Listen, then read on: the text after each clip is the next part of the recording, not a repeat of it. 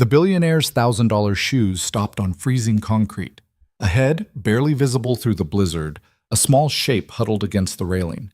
A child, alone, while New York rushed past like she didn't exist.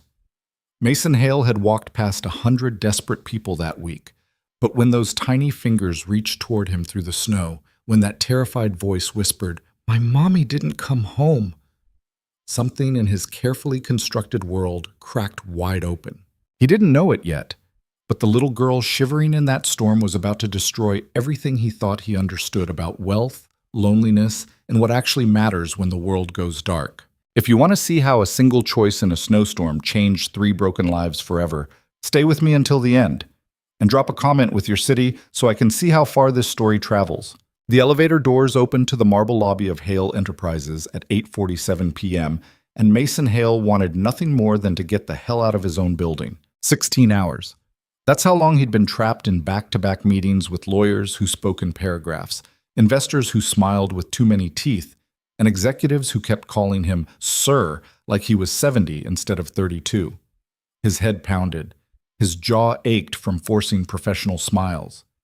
And somewhere between the 4th conference call and the 7th revised contract, he'd stopped caring about any of it. The lobby security guard, Marcus, maybe Michael, Mason could never remember, nodded as he passed. "Rough one today, Mr. Hale?" "Every day's rough, Marcus." Mason didn't slow down.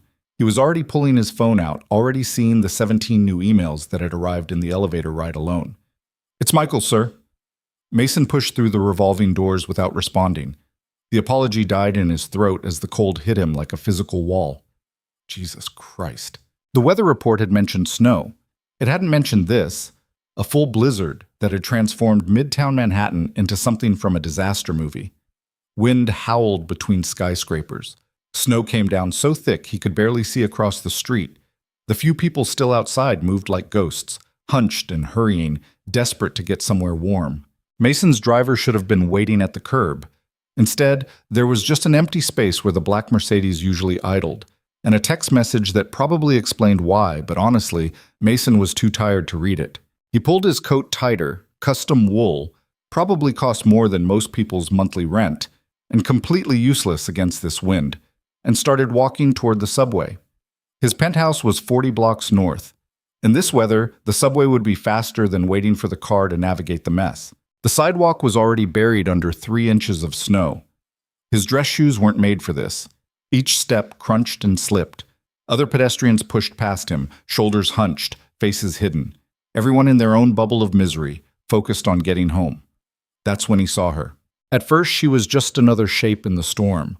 Small, dark against the white, standing completely still while everyone else rushed past. Mason almost didn't look twice.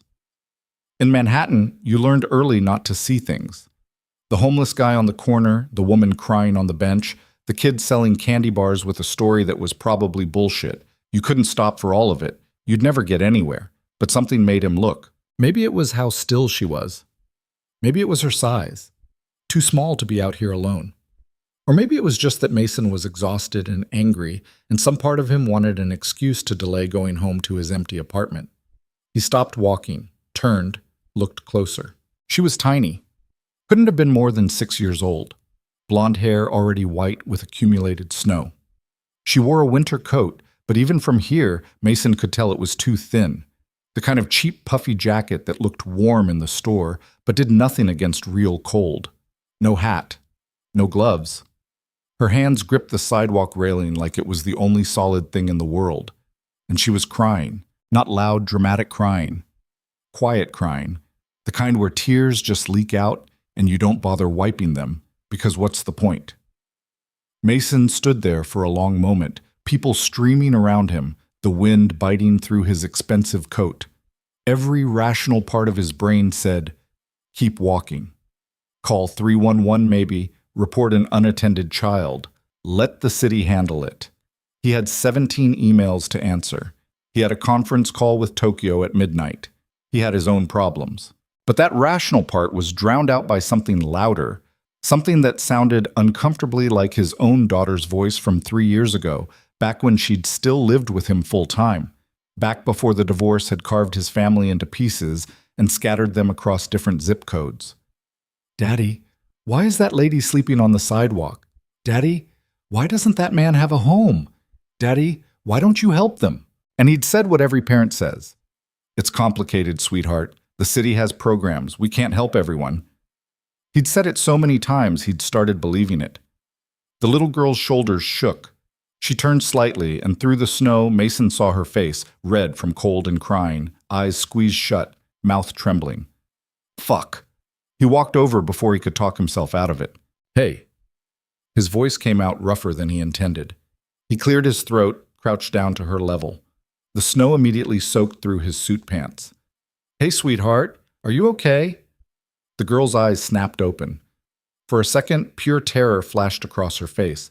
Stranger danger. Don't talk to strangers. Scream if someone approaches you. Mason saw her body tense, ready to run. He held up both hands, stayed low, made himself as non-threatening as possible. "It's okay. I'm not going to hurt you. You're out here alone in the snow, and I wanted to make sure you're safe." The girl didn't run, but she didn't relax either. Her hands tightened on the railing. Up close, Mason could see she was shaking badly. Her lips had a blue tinge. "Where are your parents?" He kept his voice gentle, the same tone he used with his daughter during nightmares. "Where's your mom or dad?" Fresh tears spilled down the girl's cheeks. When she spoke, her voice was so quiet he almost missed it under the wind. "My mommy didn't come home." Something cold that had nothing to do with the weather dropped into Mason's stomach. "What do you mean she didn't come home?" She left for work yesterday. She said she'd be back after her shift, but she didn't come home." The words tumbled out faster now, like a dam breaking. "I waited all night. I thought maybe she was just late. But then it was morning, and she still wasn't there. I went to school, but I couldn't stop thinking, what if something bad happened? What if she's hurt? What if... Okay, slow down." Mason's mind raced. A missing mother, a child left alone for over 24 hours. This wasn't just concerning, this was a crisis. "What's your name?" "Emma." She wiped at her face with the back of her hand, smearing snow and tears together. "Emma Brooks." "Emma, I'm Mason. Where do you live? We need to get you somewhere warm." I don't know if I should tell you. Mommy says not to tell strangers where we live." Smart mom, Mason thought. Even in an emergency, the kid remembered the rules. "That's a good rule, your mom's right. But Emma, you've been out here in the cold and your mom is missing, and I think right now the most important thing is making sure you're safe, okay? We can call the police." "No!" Emma's eyes went wide with panic. "No police. What if they take me away? What if Mommy comes back and I'm gone? She'll think I left her." Jesus. This kid had thought through all the scenarios, had imagined every terrible outcome. Mason's heart cracked a little. "Nobody's taking you away," he said, with more confidence than he felt. "But we need to find your mom. Can you tell me where she works?" "City General Hospital. She's a nurse." Pride crept into Emma's voice despite the fear. "She helps people. She saves lives." City General. Mason knew it. A massive public hospital about 30 blocks south. Overworked staff, underfunded departments, the kind of place where people work themselves into the ground because someone had to. "Okay, here's what we're going to do." Mason stood, pulled out his phone. "We're going to call the hospital and ask if your mom's there. Maybe she had to work a double shift. Maybe her phone died and she couldn't call you. Has that happened before?" Emma nodded slowly. "Sometimes, when it's really busy, but she always tells me before. She always makes sure I know." Maybe this time she couldn't. Mason was already dialing the hospital's main number, praying this would be simple, that Olivia Brooks had just gotten stuck at work, and this was all a misunderstanding. The phone rang 4 times before someone answered. "City General, how may I direct your call?" "Yes, I'm looking for information about one of your nurses, Olivia Brooks. Is she working tonight?" A pause. Keyboard clicks. "May I ask who's calling?" "My name is Mason Hale. I'm here with her daughter Emma. The child was left alone and we're trying to locate her mother." More keyboard clicks. A longer pause. When the operator spoke again, her voice had shifted to careful neutrality. "I'm transferring you to our nursing supervisor." The hold music was barely audible over the wind. Emma watched him with desperate hope that made Mason's chest tight. Around them, the city kept moving, kept ignoring them, hundreds of people passing by without a second glance. This is Janet Kowalski, nursing supervisor. You're inquiring about Olivia Brooks? Yes, I'm with her 6-year-old daughter. The child says her mother didn't come home from work yesterday. Is she there? A heavy sigh. Mr. Hale, I can't discuss employee information over the phone without proper... Her daughter is standing in a snowstorm. Mason's patience snapped. She's been alone for over 24 hours. I don't care about your privacy policies right now. Is Olivia Brooks there? Another pause. Then quietly, Olivia collapsed during her shift last night. She was admitted as a patient, severe pneumonia and exhaustion. She's been in the ICU since 3 a.m. The world tilted slightly. Mason looked at Emma, still watching him, still hoping, and tried to figure out how to tell a 6-year-old that her mother was in intensive care. Is she going to be okay? His voice came out rougher than he intended. I can't discuss patient information with... Lady, I'm looking at a terrified child who's been alone in this city for an entire day because nobody thought to check if her mother had a kid at home. So I'm going to ask you again. Is she going to be? Okay? A long silence. Then, the doctors think so, but she's very sick. She needs rest and treatment. Are you family? No. What was he? A stranger who happened to stop. A billionaire with no legal right to this child. A man who should probably call CPS and walk away. I'm someone who gives a shit. I'm bringing Emma to the hospital. Make sure someone's ready to handle this without traumatizing her more than she already is. He hung up before the supervisor could argue. Emma was staring at him. Is Mommy She's alive. Mason crouched down again, took the girl's freezing hands in his. Your mom is at the hospital. She got sick while she was working, but the doctors are taking care of her and she's going to be okay. Relief and fear warred on Emma's face. Can I see her? Yes, we're going there right now. Mason stood, started to pull out his phone to call for a car, then remembered the driver was stuck somewhere in traffic. Another taxi wasn't going to navigate this mess any faster. He looked down at Emma, shivering, exhausted, terrified, and made a decision that probably violated about 6 different child safety protocols. Emma, I need you to trust me for a little bit. Can you do that? She hesitated, then nodded. We're going to take the subway to the hospital. It's warm down there, and it's the fastest way to get to your mom. But I need you to hold my hand and stay close to me, okay? Her small, freezing hand slipped into his. Her fingers were so cold they barely felt real. They started walking toward the subway entrance 2 blocks away. The snow had gotten worse. Wind whipped between buildings with enough force to make Emma stumble. Mason tightened his grip on her hand, used his body to block the worst of it. Mr. Mason? Emma's voice was nearly lost in the storm. Just Mason is fine. Mason, what if Mommy's really, really sick? What if the doctors can't help her? Every parental instinct Mason had learned in 7 years of fatherhood screamed at him to lie, to promise everything would be fine, to protect this kid from reality. But something about the way Emma asked, like she'd already imagined the worst and just needed confirmation, made him answer honestly. I don't know, Emma. I hope they can help her. But I promise you this. Whatever happens, you're not going to be alone, okay? We're going to figure this out. It wasn't enough. It couldn't be enough. But it was all he had. They reached the subway entrance. The stairs down were covered in slush and salt, crowded with people escaping the blizzard. Mason kept Emma close, one hand on her shoulder, navigating through the press of bodies. The subway platform was humid and overheated, packed with commuters. Everyone looked miserable, wet, cold, irritated by delays. Mason found a relatively clear spot near a pillar and pulled Emma close. She was still shaking, but at least down here the wind couldn't reach them. When did you last eat? He asked. Emma's expression went carefully blank. This morning, I had cereal. What about lunch? I wasn't hungry. Translation, there wasn't food. Mason's stomach twisted. He scanned the platform, spotted a vending machine in the corner. Wait right here. Don't move. I'll be right back. He pushed through the crowd, fed bills into the machine, grabbed whatever looked remotely kid-friendly, crackers, a granola bar, a bottle of water.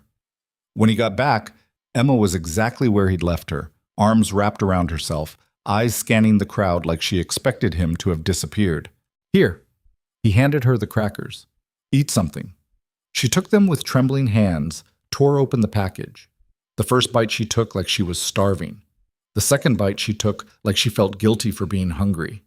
Mason recognized that pattern. His own daughter did the same thing when she was stressed, like feeling human needs was somehow shameful.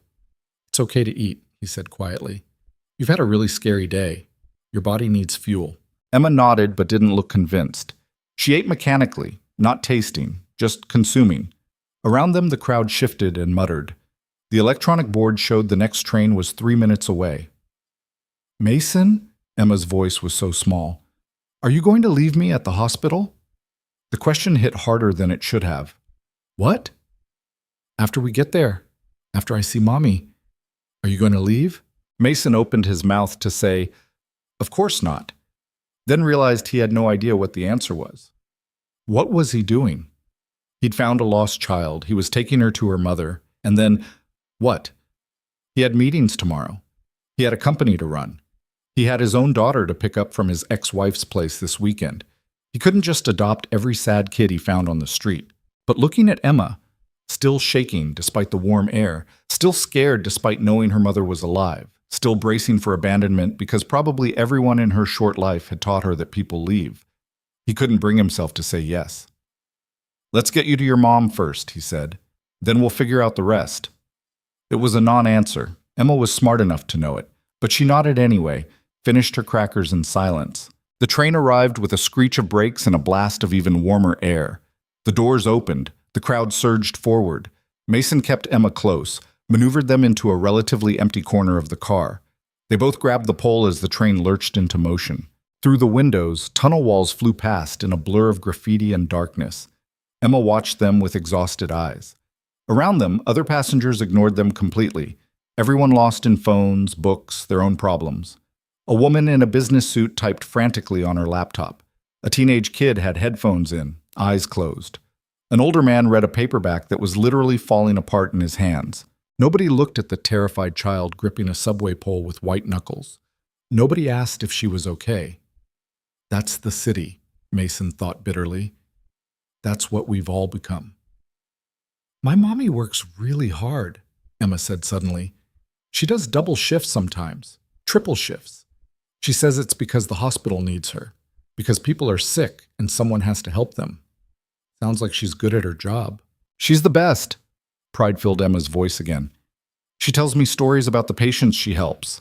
Like, there was this old man who was really grumpy and mean to everyone, but Mommy was nice to him anyway. And by the time he left the hospital, he was saying she was his favorite nurse. And there was a little boy, younger than me, who was scared of needles, but Mommy sang to him and held his hand, and he didn't even cry. The train swayed. Emma swayed with it, bumping against Mason's leg. She was so small, too small to have been dealing with this alone. She sounds like a really good person, Mason said. She is. Emma's voice cracked. That's why I don't understand why bad things happen to her. She helps everyone. She's kind to everyone. Why would she get sick? It's not fair. There it was. The question every kid asked eventually, the one adults never had a good answer for. Why do good people suffer? Why does kindness get punished? Why isn't the world fair? You're right, Mason said quietly. It's not fair. Your mom works hard and helps people, and she deserves better than getting sick. But sometimes bad things happen to good people. It's not because they did anything wrong. It's just life is messy and random, and it doesn't care about fair. I hate that, Emma whispered. Yeah, me too. The train pulled into another station. More people got on, cramming the car even fuller. A businessman in an expensive suit shoved past them without apologizing, nearly knocking Emma over. Mason caught her, steadied her, shot the guy a glare that went completely unnoticed. This was his world, he realized. This rushing, uncaring, everyone for themselves existence. He moved through it every day without seeing it. Board meetings and profit margins and stock prices, everything reduced to numbers and strategy. When had he last stopped to actually see another person? When had he last been seen? Next stop is ours, he told Emma. You ready? She nodded, but her hands tightened on the pole. The train slowed, stopped. Doors opened with a hydraulic hiss. Mason guided Emma out onto the platform, through the turnstiles, up the stairs into a slightly less intense version of the snowstorm. City General Hospital loomed across the street, a massive concrete building that looked like it had been built in the 70s and never updated. Lights blazed from every floor. Even from here, Mason could see people moving behind windows, the constant activity of a hospital that never slept. They crossed the street. The emergency entrance was chaos. Ambulances coming and going, EMTs wheeling gurneys, people smoking cigarettes despite the no smoking signs, because what was the hospital going to do? Arrest them? Inside, the waiting room was packed. Every chair filled, people standing along the walls, a harried receptionist fielding questions from 3 different directions at once. The air smelled like antiseptic and old coffee. Somewhere a baby was crying. The TV in the corner played the news with the volume too low to hear. Mason approached the desk, Emma clutching his hand so tight it hurt. The receptionist, young, exhausted, running on what was probably her 10th hour of shift, looked up with the expression of someone who'd run out of patience 6 hours ago. Name? We're here to see Olivia Brooks. She's a patient here. This is her daughter. The receptionist's expression shifted from irritation to something more complicated. Sympathy, mixed with bureaucratic caution. She typed quickly, eyes scanning her screen. Room 412, ICU. But I'm not sure they're allowing visitors right now. They'll allow her daughter. Mason put steel into his voice, the same tone he used in boardrooms when he needed people to understand he wasn't asking. Call up there and tell them Emma Brooks is here to see her mother. Now. The receptionist's mouth tightened, but she picked up the phone, murmured into it, listened, hung up. Someone's coming down to escort you. Thank you. They waited near the elevators. Emma had gone quiet again, that scared quiet that meant her brain was spinning through scenarios. Mason wanted to say something reassuring, but what? Your mom is in intensive care because she worked herself into pneumonia trying to keep you fed. How do you spin that into something comforting? A nurse appeared after 5 minutes, middle-aged, kind eyes, the sort of person who'd chosen this job because they actually cared. Emma Brooks? Emma nodded mutely. Hi, sweetheart. I'm Nurse Janet. I work with your mom. She's been asking about you. A small lie, probably. If Olivia had been unconscious until recently, she couldn't have been asking about anything, but it was a kind lie, and Emma's face lit up with desperate hope. Can I see her? Of course. Come with me. Janet looked at Mason with obvious question. And you are? Mason Hale. I found Emma and brought her here. Janet's eyebrows rose slightly. Recognition, maybe, of his name or face, or just the expensive coat that screamed money. That's very kind of you. I can take it from here. I'm staying. The words came out before Mason had decided to say them. Unless there's a medical reason I can't. Janet studied him for a moment, probably trying to figure out if he was a threat or a help. Whatever she saw made her nod.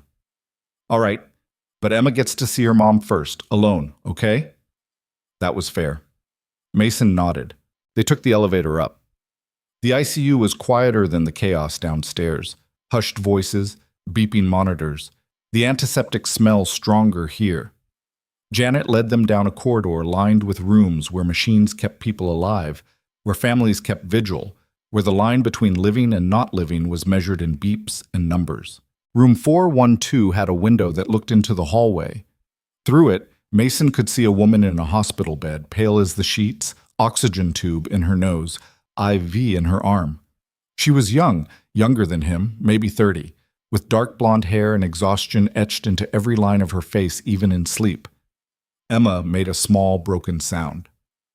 She's sleeping, Janet said gently, but you can go in. You can sit with her. She'll be so happy to know you're here. Emma looked at Mason. He smiled, tried to make it reassuring. Go ahead, I'll be right out here. She disappeared into the room.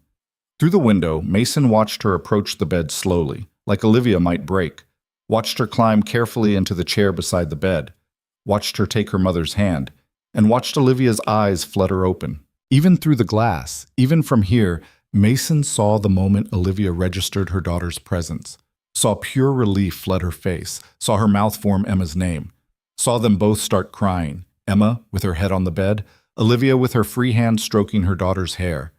Mason turned away. It felt too private to watch. Janet stood beside him, arms crossed, expression unreadable. After a long moment, she spoke quietly. Olivia is one of our best nurses. Works herself to death, literally, apparently. Never calls in sick, never complains. Shows up early, stays late. And nobody checked on her kid when she didn't come home? Nobody knew there was a kid to check on. Janet's voice was defensive, but also sad. Olivia never talked about her personal life, never asked for help. We knew she was a single mom, but she always said she had it handled. Clearly she didn't. Clearly, Janet sighed. For what it's worth, Mr. Hale, you did a good thing tonight. A lot of people would have walked past that little girl. Most people did walk past her. The bitterness in his own voice surprised him. I almost did too. But you didn't. Through the window, Emma was talking now, words Mason couldn't hear. Olivia was crying and smiling at the same time, that specific expression parents get when they're overwhelmed with relief and guilt and love all at once. Mason knew that expression. He'd worn it himself 3 years ago when his daughter had wandered off in Central Park and he'd found her 20 terrified minutes later, safe but scared. He'd held her and cried and promised to never let her out of his sight, a promise he'd broken 6 months later when the divorce split his family apart. How bad is she? He asked. Janet hesitated, probably weighing privacy rules against the fact that Mason had just saved this kid. Bad enough. Pneumonia, severe dehydration, exhaustion, malnutrition. Her body was running on fumes. Another day or two, and she shook her head. She's going to need at least a week here, maybe more. And Emma? That's the question, isn't it? Janet's expression hardened. Technically, we should call child services. A minor left alone for over 24 hours, no emergency plan in place. Don't! Mason's voice came out sharper than intended. Don't call them yet. Give Olivia a chance to figure something out. Mr. Hale, I appreciate what you did, but we have protocols. Protocols that will traumatize that kid even more? Protocols that will tear her away from her mother when they've both been through hell? Mason could feel his blood pressure rising. Look at them. Look at what they just went through. You really want to make it worse? Janet's jaw tightened. For a long moment, they stood in tense silence. Then she sighed. I can give her 24 hours, that's it. If Olivia can't arrange care for Emma by then, I have to make the call. It's not about what I want. It's about that child's safety. 24 hours. Not enough time, but better than nothing. Thank you, Mason said. Inside the room, Emma had stopped crying. She was talking quietly to Olivia, whose eyes were locked on her daughter like she was afraid to blink. Even sick, even exhausted, the love on that woman's face was so raw it hurt to see. Mason's phone buzzed. He pulled it out, saw 17 missed calls from his assistant, 42 new emails, 3 texts from his ex-wife asking about weekend pickup times for their daughter. His real life, intruding on this moment. He should leave. He'd done his good deed. He'd reunited mother and daughter. Whatever happened next wasn't his problem. But then Emma looked up and saw him through the window, and her face, scared, exhausted, but trusting in a way that absolutely destroyed him, made his decision before his brain caught up. He stepped into the room.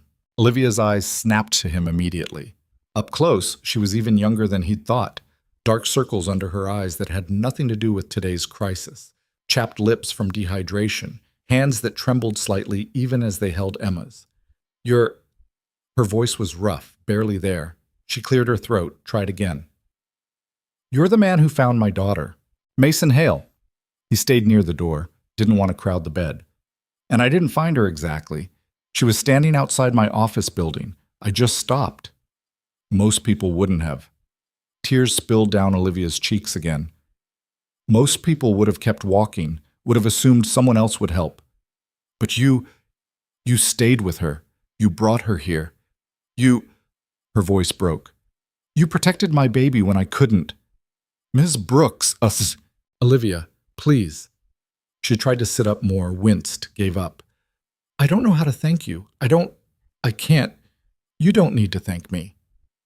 Mason felt awkward, out of place, like he'd stumbled into a moment he had no right to witness. I'm just glad she's safe, that you're both safe. Olivia looked at Emma, stroked her hair with shaking hands. I'm so sorry, baby. I'm so sorry. I thought I just needed to make it through one more shift, just one more double. We needed the money for rent and your school supplies, and I thought, fresh tears. I thought I could handle it. I always handle it. But I couldn't, and I left you alone, and anything could have happened. Mommy, stop. Emma's voice was surprisingly firm. You were helping people. You were being a hero. That's what you always say. Sometimes heroes get hurt too. You shouldn't have been alone. Olivia was properly crying now, the kind of sobbing that comes from exhaustion and fear and guilt. You're 6 years old. You shouldn't have had to be so brave. Mason's chest ached. He'd seen this before, parents beating themselves up for situations they couldn't control, for choices that weren't really choices, for doing their best in impossible circumstances. His ex-wife had done the same thing when their daughter got sick on her watch, like somehow she should have been able to prevent the flu. Emma's tougher than you think, he said quietly. She was scared, but she was smart. She remembered not to tell strangers where you lived. She knew where you worked. She handled herself better than most adults would have. Olivia looked at him with red-rimmed eyes. She shouldn't have had to handle herself at all. What could he say to that?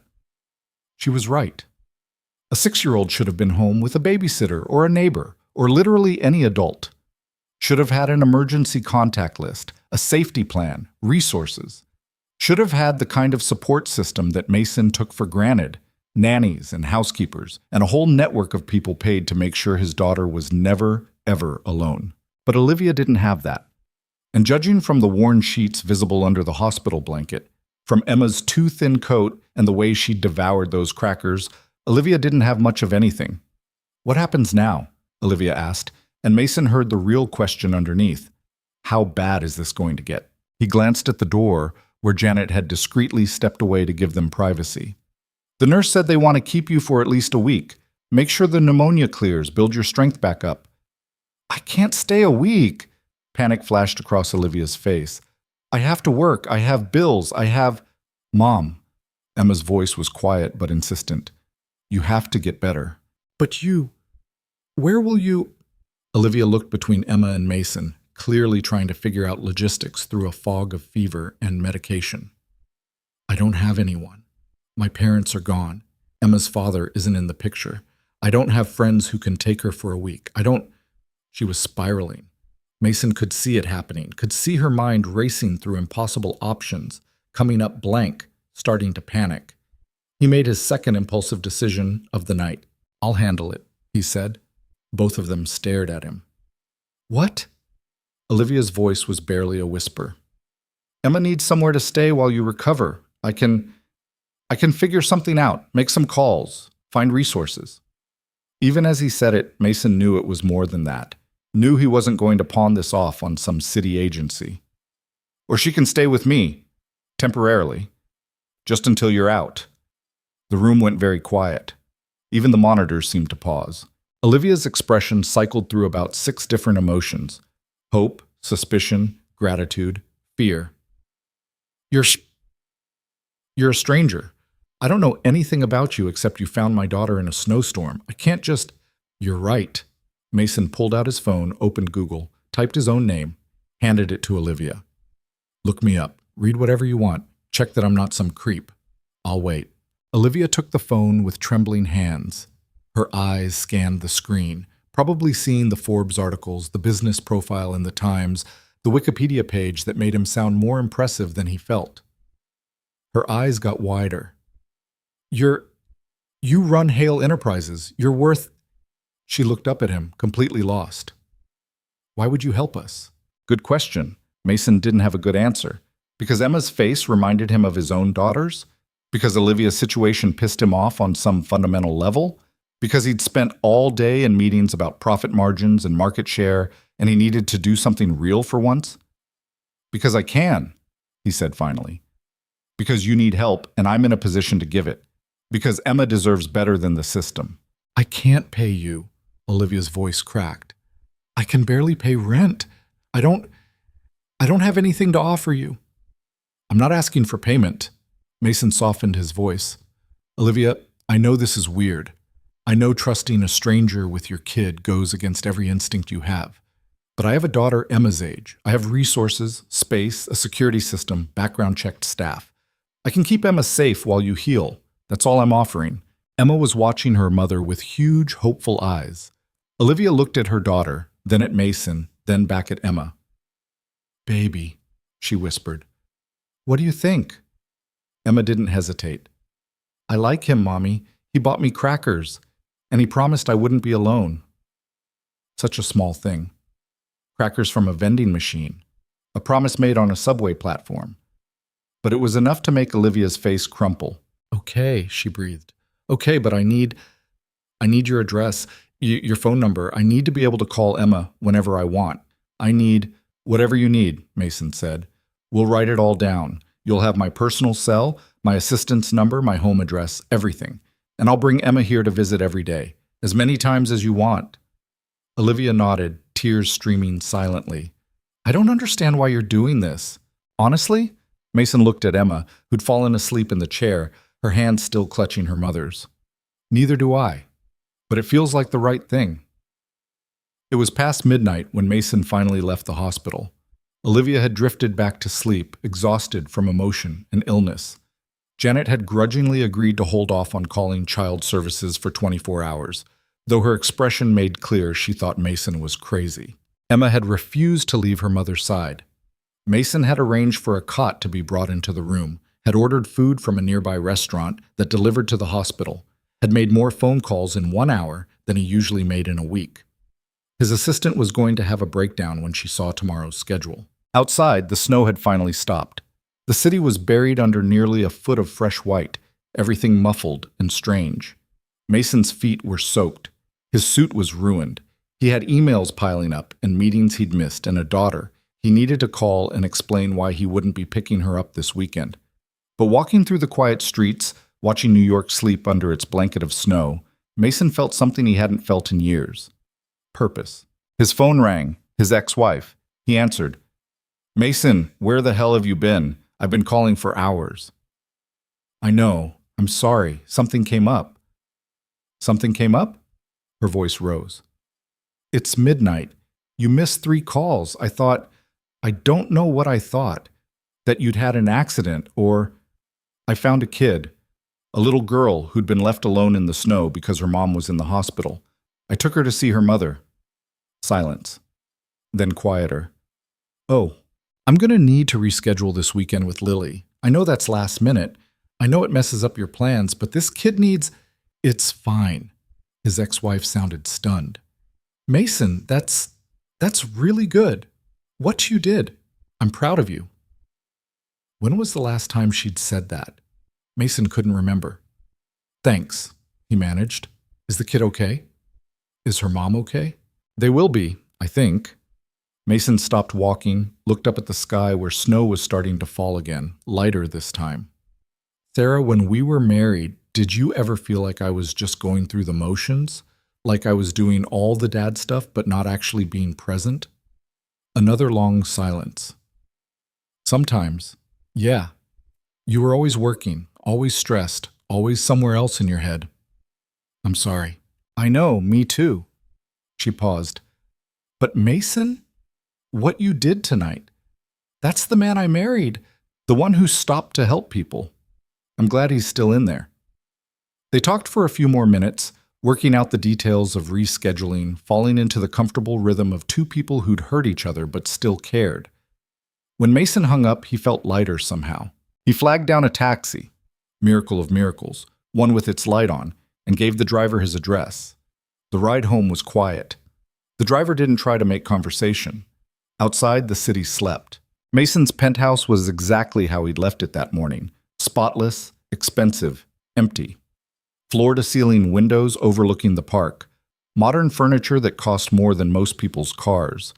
Art on the walls that he'd bought because his decorator said it was a good investment, not because he actually liked it. The guest room had never been used. He stood in the doorway, looking at the perfectly made bed, the empty dresser, the neutral decor that screamed, "Nobody actually lives here." Emma would hate it. He pulled out his phone, started making a list. Tomorrow he'd need to buy kid stuff. Clothes, toiletries, toys maybe. He'd need to childproof the apartment. He'd need to arrange transportation to and from the hospital.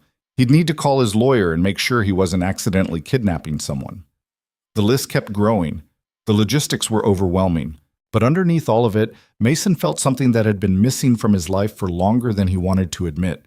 He felt needed, not for his money or his name or his business acumen, not for what he could do in a boardroom or how he could move markets with a single decision, just for being a person who'd stopped when someone needed help. He fell asleep on the couch, still in his ruined suit, phone in hand, alarm set for 6 a.m. because Emma would wake up in an unfamiliar room and need a familiar face. Outside, snow continued to fall on New York City, and somewhere in a hospital room, a little girl slept beside her mother, both of them safe for the first time in longer than either could remember. Mason's alarm went off at 5:47 a.m., 13 minutes before he'd actually set it, because his body had given up on sleep around 4:30, and he'd been lying there staring at the ceiling ever since. What the hell had he done? In the cold light of pre-dawn, the previous night felt surreal. Had he really promised to take care of a stranger's kid? Had he really looked at a struggling single mother in a hospital bed and volunteered to upend his entire life for someone he'd known for less than 3 hours? His phone showed 47 new emails, 6 voicemails from his assistant, 3 texts from his COO asking where he'd disappeared to, and 1 new message from a number he didn't recognize, sent at 5:32 a.m.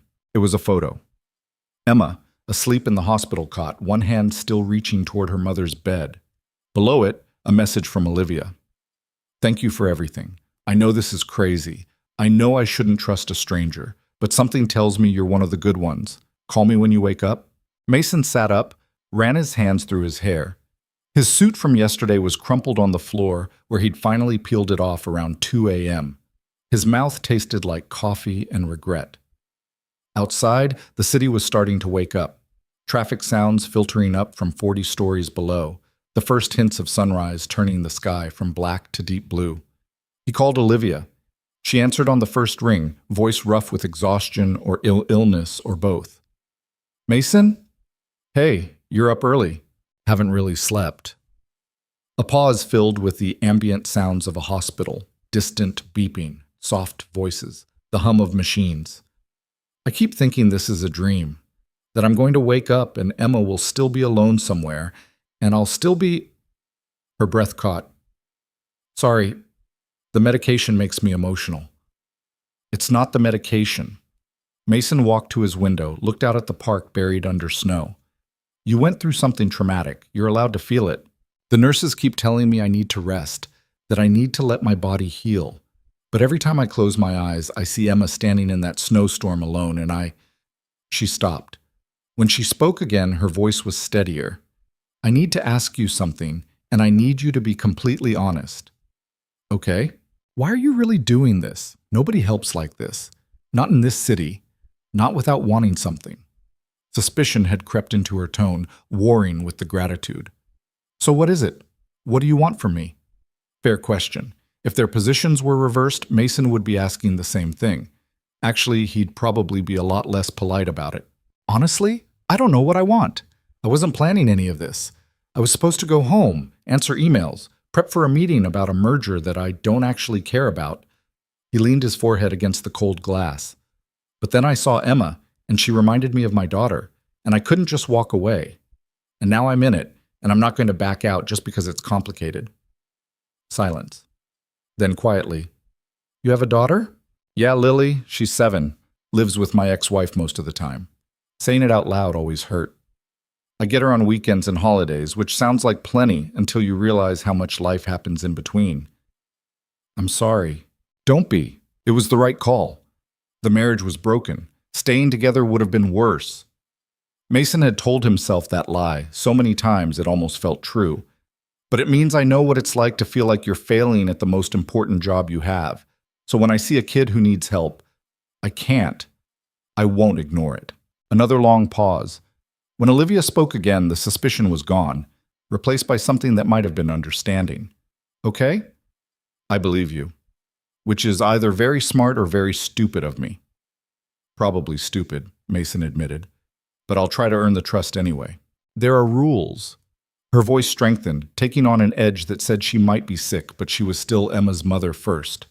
If Emma stays with you, I need daily video calls. I need to know exactly where you're taking her.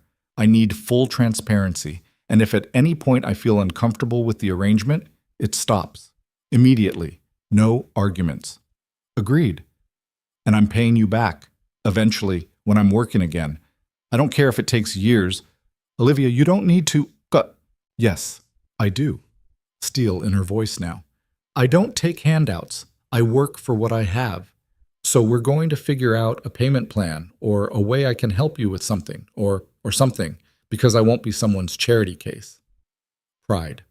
Mason recognized it because he had the same stubborn streak, the same need to feel like he'd earned everything himself. It was stupid and self-defeating, but it was also deeply human. Fine, he said. We'll figure out a payment plan, but later, when you're not in a hospital bed fighting pneumonia. Deal. A rustling sound like she was shifting position. Then a small gasp of pain. You okay? Yeah, just breathing hurts. The doctor said that's normal with pneumonia, but it's still... She stopped. Sorry, you don't need to hear about my medical issues. I asked, didn't I? Mason checked the time. Almost 6. I'm going to head to the hospital in about an hour. Emma's probably going to wake up soon, and I figured she should see a familiar face. You don't have to do that every day. I'm sure you have work. Olivia, I promised Emma she wouldn't be alone. That includes mornings. He said it firmly, leaving no room for argument. My assistant can handle the office chaos. This is more important. Silence again. Then, so quiet he almost missed it. Thank you. After they hung up, Mason stood in his empty apartment and tried to figure out what to do with the next hour. Shower, coffee, get dressed in something other than a suit for once. If he was going to be playing temporary guardian to a 6-year-old, he should probably look less like a corporate robot. He settled on jeans and a sweater, both expensive but at least casual, then spent 20 minutes on his laptop ordering things from Amazon with overnight delivery. Kids' clothes in size 6, toiletries, a stuffed animal that looked friendly but not creepy, books, because his daughter had always loved being read to, a nightlight, because maybe Emma was afraid of the dark. By the time he left his apartment, he'd spent over $1,000 on a child he'd met yesterday. His doorman looked at him weird when he walked through the lobby in jeans. The taxi driver made small talk about the weather that Mason barely heard. The hospital was quieter in the early morning. Most of the night shift chaos had settled. The waiting room had emptied out. The same exhausted receptionist from last night was gone, replaced by someone younger and much more cheerful. Mason took the elevator to the 4th floor, walked the now familiar path to room 412. Through the window, he could see Olivia awake in bed, and Emma. Emma was crying. Not the quiet crying from yesterday. Full sobbing, the kind that shook her whole small body. Olivia had her arms around her daughter, was saying something Mason couldn't hear, but whatever it was wasn't helping. He knocked softly, pushed the door open. Both of them looked up. Emma's face was blotchy and red, tears streaming. Olivia looked helpless and scared and guilty all at once. Hey, Mason said quietly. What's going on? Emma just shook her head, buried her face in her mother's shoulder. Olivia met his eyes over her daughter's head, mouthed something that might have been nightmare. Mason pulled a chair closer to the bed, sat down. Didn't try to force conversation, just waited. After a few minutes, Emma's sobs quieted to hiccups. She turned her head slightly, peeked at Mason with red, swollen eyes. Bad dream? He asked gently. A tiny nod. Want to talk about it? A headshake.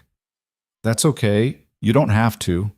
Mason leaned back in the chair, tried to look non-threatening. When my daughter has nightmares, sometimes she wants to talk about them, and sometimes she just wants to sit quietly until they feel less real. Both are fine. Emma watched him with those huge, scared eyes. Then, so quietly he had to strain to hear, I dreamed Mommy died, and nobody came to find me. Olivia's face crumpled. Her arms tightened around Emma. Baby, I'm right here. I'm not going anywhere. But you almost did. Emma's voice rose, taking on an edge of hysteria. The nurses said you were really, really sick. They said if you'd waited one more day, you might have... But I didn't. Olivia was crying now too. I'm here. I'm getting better. The antibiotics are working. Dr. Chen said so yesterday. But what if they didn't work? What if you got worse? What if... Emma, breathe. Mason kept his voice calm, steady. I know it's scary. I know you're thinking about all the what ifs, but your mom's right. She's getting better. The doctors are taking good care of her. You don't know that. Emma pulled away from Olivia, turned that fierce, scared gaze on Mason. You don't know she'll be okay. Nobody knows. Things happen, bad things. My teacher's husband died, even though the doctors said he'd be fine. My friend's grandma got sick and didn't come home. You can't promise. You're right, Mason said, and both Emma and Olivia looked startled. I can't promise your mom will definitely be okay. I can't promise nothing bad will ever happen. That's not how life works. Olivia started to protest, probably ready to jump in with reassurance, but Mason held up a hand. But here's what I can tell you, he continued, looking straight at Emma. Your mom is young and strong, and the doctors caught the pneumonia before it got to the really dangerous stage. She's on the right medication. She's resting. She's doing everything right. So the chances are really, really good that she's going to recover completely. But not definitely. No, not definitely, because nothing in life is definite. Mason softened his voice. And I know that's scary. I know you want someone to promise you that everything will be okay, but the truth is scarier and also more hopeful than that. The truth is that most of the time, things work out. Not always, but most of the time. And right now, everything looks like it's going to work out for your mom. Emma stared at him for a long moment. Then she looked at Olivia, who was crying silently, and back at Mason. I hate being scared, she whispered. Yeah, me too. Mason thought about his own daughter, about the constant low-grade terror of being a parent, of loving someone so much that the thought of losing them was physically painful. But being scared means you love someone. It means they matter to you, and that's actually kind of beautiful, even though it sucks. Emma climbed off the bed, walked over to Mason's chair. She didn't say anything, just climbed into his lap, tucked her head under his chin, and started crying again. Mason froze for a second, surprised, then wrapped his arms around her. She was so small. He'd forgotten how small kids this age were, how fragile they felt, how much trust it took for them to let someone hold them. Over Emma's head, he met Olivia's eyes. She was watching them with an expression he couldn't quite read, gratitude and fear and something else, something that looked almost like longing. I want to go home, Emma said into Mason's sweater. I want our apartment, and my bed, and everything to be normal again. I know, sweetheart, Olivia's voice cracked, but it's going to be a few more days before I can leave. The doctors need to make sure I'm really better. So I have to go with him? Emma didn't lift her head, but Mason felt her stiffen slightly. Only if you're okay with it. Mason kept his voice gentle. If you'd rather stay here with your mom, we can figure something else out. Or if there's someone else you'd rather stay with. There's nobody else. Emma's voice was flat. Mommy doesn't have family, and we don't have friends who could take care of me for a week. The matter-of-fact way she said it broke Mason's heart. 6 years old, and she already understood exactly how isolated they were. Then I'm your best option, Mason said. But it's still your choice. You're the one who'd be staying at my place. You should have a say. Emma finally lifted her head, looked at him with those red, swollen eyes. Do you have food? The question caught him off guard. Yeah, of course. Like regular food, not just grown-up food? I can buy whatever food you like. What do you want? Mac and cheese, the kind from the box, not the fancy kind. Emma's expression was deadly serious. And chicken nuggets, and pancakes for breakfast, and juice boxes. Mason felt something twist in his chest. She wasn't asking about bedrooms or toys or entertainment. She was asking about food, making sure she wouldn't go hungry. I'll get all of that, he promised. Whatever you want, you can make a list. And I can call Mommy whenever I want? Whenever you want, even in the middle of the night if you need to. Emma looked at Olivia, seeking permission or reassurance or both. Olivia nodded, wiping at her eyes. Okay, Emma said finally. I'll go with you, but just until Mommy comes home. Just until then, Mason agreed. The next hour was a blur of logistics. Olivia gave Mason the address of their apartment, handed over her keys with shaking hands. She wrote down Emma's schedule, school drop-off times, pickup times, the name of her teacher.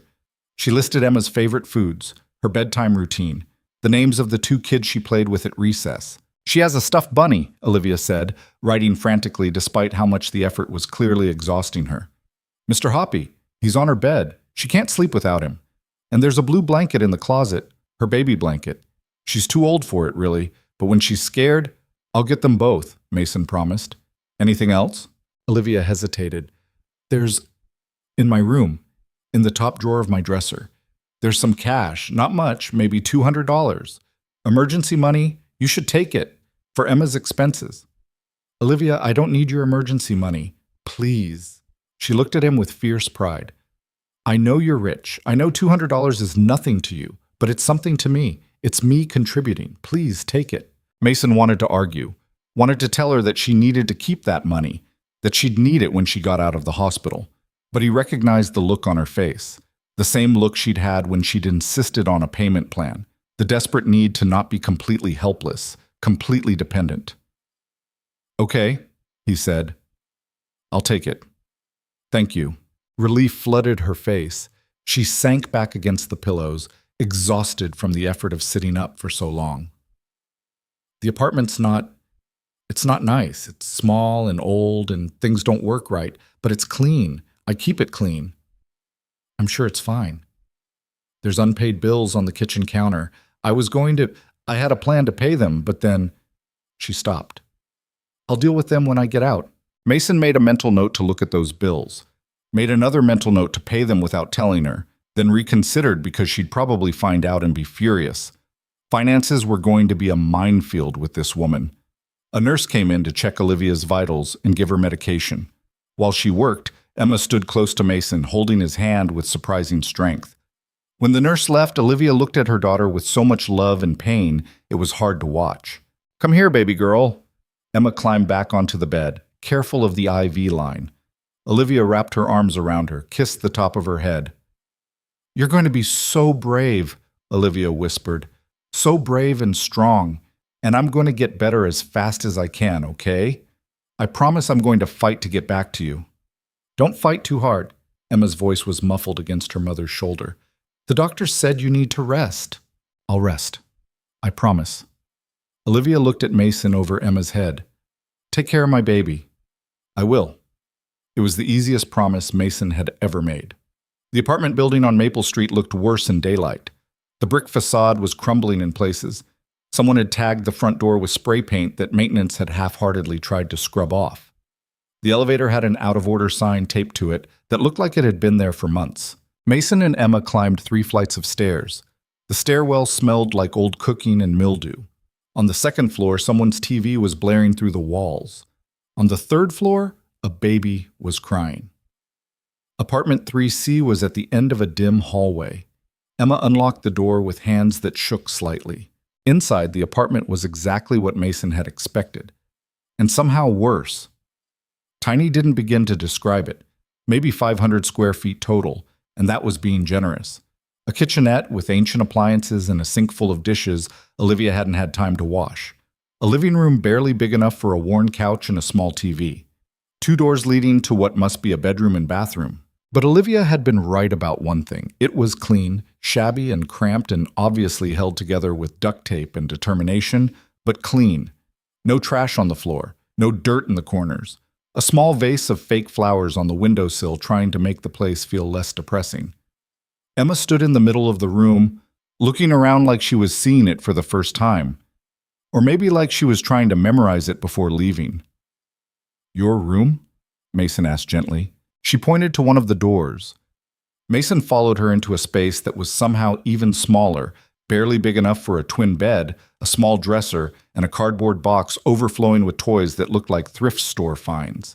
But the walls were painted a soft purple. Someone had put up glow-in-the-dark stars on the ceiling. And on the bed, wearing a hand-sewn dress, sat a stuffed rabbit that had clearly been loved half to death. Mr. Hoppy, Emma said quietly. She grabbed the rabbit, held it tight. He looks like a very good rabbit. Mommy made his clothes. She's not very good at sewing, but she tried. Emma traced the crooked stitches on the rabbit's dress. She tries really hard at everything. Mason looked around the room, seeing all the small evidences of Olivia trying. The purple paint that had been carefully applied despite obvious brush strokes. The stars precisely placed in constellation patterns. The bookshelf made from boards and bricks, holding picture books that were worn from repeated reading. A mother doing everything she could with nothing. "Help me find the blue blanket?" he asked. They found it in a closet so small Mason couldn't believe it qualified as a closet. The blanket was faded and pilled, clearly ancient. Emma grabbed it immediately, wrapped it around her shoulders. "Okay, what else do you need?" Mason pulled out his phone, started making a list. "School stuff?" Emma pointed to a backpack hanging on a hook. "But I didn't do my homework yesterday. Mrs. Patterson's going to be mad." "I'll write a note explaining what happened. She'll understand." "Are you sure?" Emma looked doubtful. "She's really strict about homework." "Trust me, when I explain that your mom was in the hospital, she's not going to care about one missed assignment." Mason added, "Talk to teacher," to his mental list. "What about clothes? How much do you want to bring?" Emma opened her dresser, revealing maybe a week's worth of clothes, most of them worn and faded. "All of it?" "Works for me." While Emma packed, carefully folding each item like she'd been taught to take care of her things, Mason wandered into the kitchen.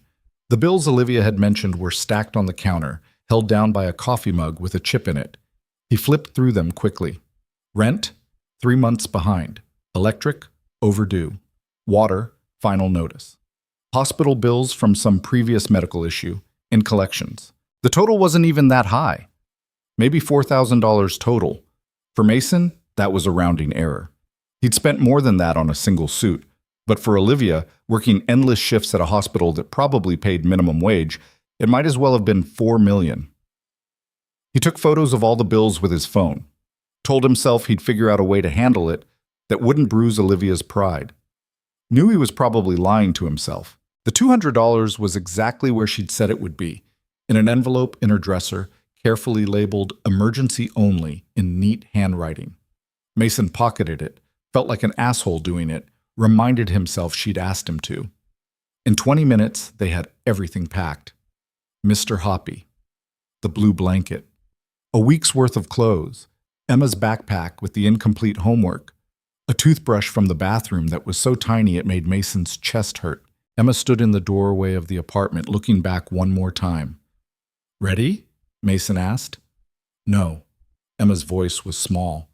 "But we have to go anyway, right?" "Yeah, we do." She locked the door carefully, tested the handle twice to make sure it was secure. Then she took Mason's hand, and they left. The taxi ride to Mason's building was quiet.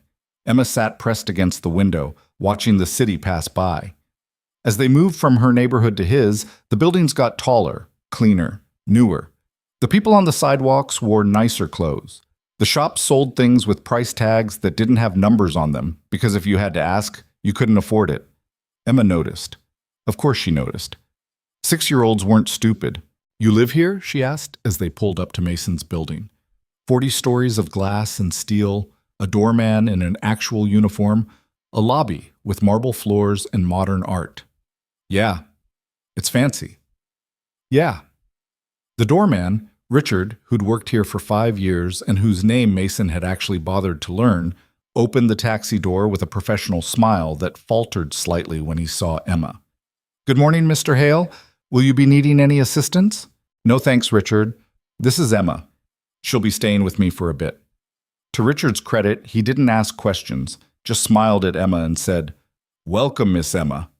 Emma didn't smile back, just clutched Mr. Hoppy tighter and followed Mason into the lobby. The elevator ride to the 40th floor was silent except for the soft jazz playing through hidden speakers. Emma watched the numbers climb with wide eyes. Mason tried to see his building through her eyes, the ridiculous luxury of it, the casual wealth on display in every detail. His apartment was exactly how he'd left it, clean, expensive, empty. Emma stood in the entryway, taking it all in. The floor-to-ceiling windows, the view of Central Park, the furniture that looked like it belonged in a museum, the kitchen with appliances that probably cost more than a year's rent at her apartment. "Where's your daughter?" she asked finally. "She lives with her mom. I see her on weekends." "So you're alone here most of the time?" "Yeah." Emma looked around the huge, empty space. "That's sad." Mason couldn't argue with that. He showed her to the guest room, watched her face fall when she saw it.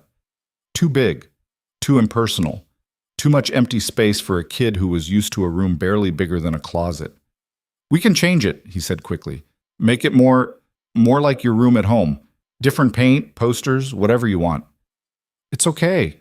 Emma set Mr. Hoppy carefully on the bed. The stuffed rabbit looked absurdly small in the middle of the king-sized mattress. It's just for a few days, right? Right. But standing there in that sterile guest room, watching Emma try to be brave about sleeping in a stranger's apartment, Mason wondered if anything about this situation was going to be as temporary as they all kept pretending. The first full day was a disaster. Mason had imagined it would be simple. Take Emma to school, go to work, pick her up, bring her to visit Olivia at the hospital, come home. Repeat. Clean and straightforward like a business plan. Instead, it was chaos from the moment Emma woke up screaming at 3 a.m. He'd bolted out of bed, heart hammering, ran to her room expecting to find an intruder or a fire or something actually dangerous. Instead, he found Emma sitting up in the too big bed, tears streaming down her face, gasping for air like she was drowning. Hey, you're okay. Mason sat on the edge of the bed, kept his voice calm even though his own pulse was racing. Bad dream? Emma nodded, couldn't speak, just kept gasping. Her whole body shook. Breathe with me. In through your nose. Mason exaggerated his own breathing, made it loud enough for her to hear. Hold it. Now out through your mouth. There you go. Again. It took 5 minutes before her breathing evened out, 10 before she could actually talk. I dreamed I couldn't remember what Mommy looked like, she whispered. I tried and tried, but her face was just gone. Mason didn't have a good response to that. Didn't have any response except the truth, which was that sometimes the brain did cruel things when you were scared. Your mom's face isn't gone, he said finally. She's at the hospital right now, probably sleeping, and we're going to see her this afternoon. You'll remember exactly what she looks like. Promise? I promise. Emma looked at him with those huge, scared eyes. Can I call her? It was 3:17 a.m. Olivia was definitely asleep. The hospital staff would be furious. Every rational bone in Mason's body said no, wait until morning, let the woman rest. But he'd promised Emma she could call whenever she wanted. He pulled out his phone, dialed Olivia's number. She answered on the 4th ring, voice thick with sleep and medication. Mason? What's wrong? Is Emma okay? She's fine. She had a nightmare and needs to hear your voice. I'm putting you on speaker. A pause, then, Emma, baby, I'm here. Emma grabbed the phone like it was a lifeline. Mommy? I'm here, sweetheart. I'm okay. I'm safe. Olivia's voice was weak but steady. Did you have a bad dream? I forgot what you look like. Oh, honey. The pain in Olivia's voice was sharp enough to cut. I look exactly the same. Same messy blonde hair, same boring brown eyes, same mom who loves you more than anything in the whole world. Even when you're at the hospital? Especially when I'm at the hospital, the nurses are probably sick of me talking about you. A soft laugh, followed by a cough. I told Dr. Chen all about how smart you are. And I told Janet about your art project from school. And I told the lady who brings the food trays about the time you learned to tie your shoes all by yourself. Emma's breathing had slowed. The panic was fading from her face. You're really okay? I'm really okay. Getting better every day. Dr. Chen said if I keep improving, I might get to leave in 5 days instead of 7. That's so long. I know, baby, but it'll go fast. And Mason's taking good care of you, right? Emma looked at Mason, then back at the phone. Yeah, his apartment is really big. Good. That's good. Olivia's voice was fading, exhaustion pulling her back under. I love you, Emma. So much. Love you too, Mommy. After they hung up, Emma lay back down, still clutching Mr. Hoppy. Mason started to leave, but her small voice stopped him. Can you stay? Just until I fall asleep? So Mason sat in the uncomfortable modern chair in the corner of the guest room, watching Emma fight sleep like it was an enemy. Every time her eyes started to close, they'd snap back open, checking to make sure he was still there. I'm not leaving, he said quietly. I'll be right here. You promise? I promise. She finally fell asleep around 4:30. Mason stayed for another 20 minutes, making sure she was really out, then dragged himself back to his own room. His alarm was set for 6:30. He had 2 hours to sleep before the whole disaster started again. Getting Emma ready for school was harder than negotiating a corporate merger. She didn't want to wear any of the clothes from her dresser because they were too old. She didn't want breakfast because her stomach hurt. She didn't want to brush her teeth because the toothpaste at Mason's apartment tasted wrong. By the time they were in the car, Mason had called his driver because there was no way he was navigating the subway with a cranky 6-year-old. It was 8:15 and Emma's school started at 8:30. "We're going to be late," Emma said, staring out the window with dull eyes. "Mrs. Patterson hates when people are late." "I'll explain what happened. She'll understand." "You keep saying that, but you don't know her. She gave Michael detention for being late 3 times, and his grandma had cancer." Mason pulled out his phone, typed a quick email to the school explaining the situation, copied the principal, made it clear that Emma would be dealing with family emergency circumstances for the next week, and he expected understanding and flexibility. The response came back before they'd gone 3 blocks. "Of course, we'll work with Emma on any missed assignments. Please let us know if there's anything the school can do to help."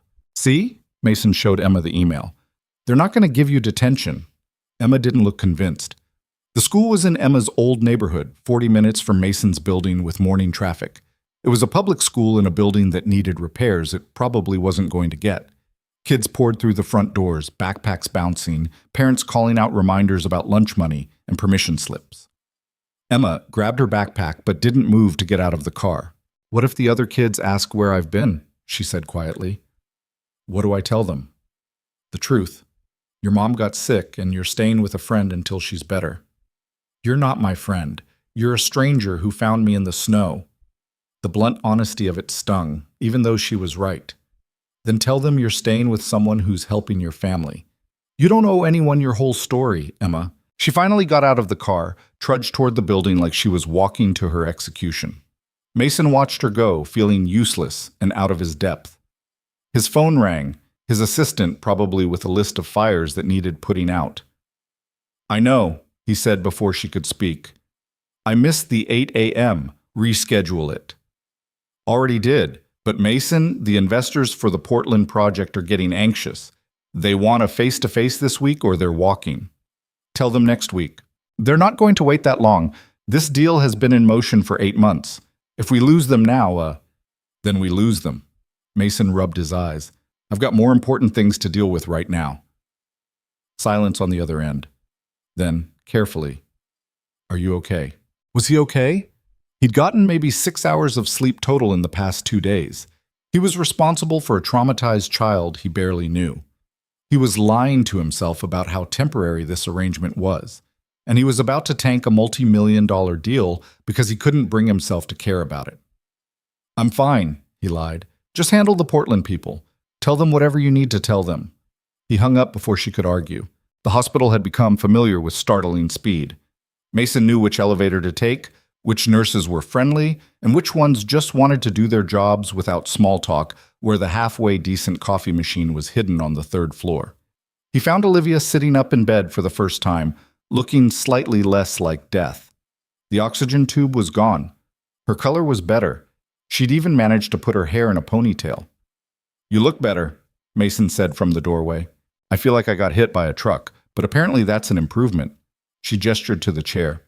"Emma get to school okay?" "Define okay." Olivia's face fell. "What happened?" "Nothing bad. She's scared, having nightmares, doesn't want to be away from you. Normal stuff for a kid dealing with trauma." Mason sat down, tried to figure out how to phrase what he needed to say. "She called you at 3 in the morning." "I know.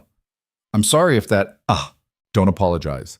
I told her she could call whenever she needed to." He paused. "But Olivia, we need to talk about what happens after you get out of here." Her expression shuddered immediately. "What do you mean?" "I mean, you're going to need recovery time.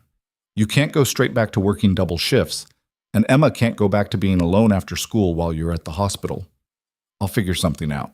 "With what resources?" Mason tried to keep his voice gentle, but frustration leaked through anyway. "You're 3 months behind on rent. Your utilities are getting shut off. You have hospital bills and collections. How are you going to figure something out when you're starting from underwater?" Olivia's jaw tightened. "That's not your problem." "I'm making it my problem." "Why?" She leaned forward and the movement clearly hurt, but she pushed through it. "Why do you care? You don't know us. We're nothing to you. So why are you inserting yourself into our lives like you have some right to fix everything? It was a fair question. Mason didn't have a good answer. Because I can't watch a kid suffer when I have the means to help, he said finally. Because Emma reminds me of my daughter, and you remind me of... He stopped. Of what? Of every person I've walked past in this city without seeing. Every time I've told myself that poverty and struggle weren't my problem. Every moment I've chosen comfort over compassion. The words came out harsher than he'd intended. You want to know why I'm helping? Because I'm tired of being the kind of person who doesn't. Olivia stared at him for a long moment. When she spoke, her voice was quiet. I don't want to be your charity project. You're not.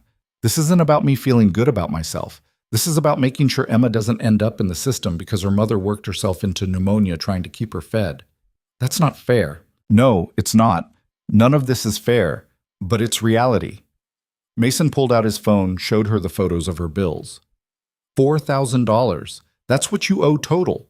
Do you know how long it would take you to pay that off on a nurse's salary while also covering rent and food and everything else Emma needs? That's none of your business. You made it my business when you trusted me with your daughter. He put the phone away. I want to pay these, about all of them. Clear the slate so when you get out of here, you're not drowning. No.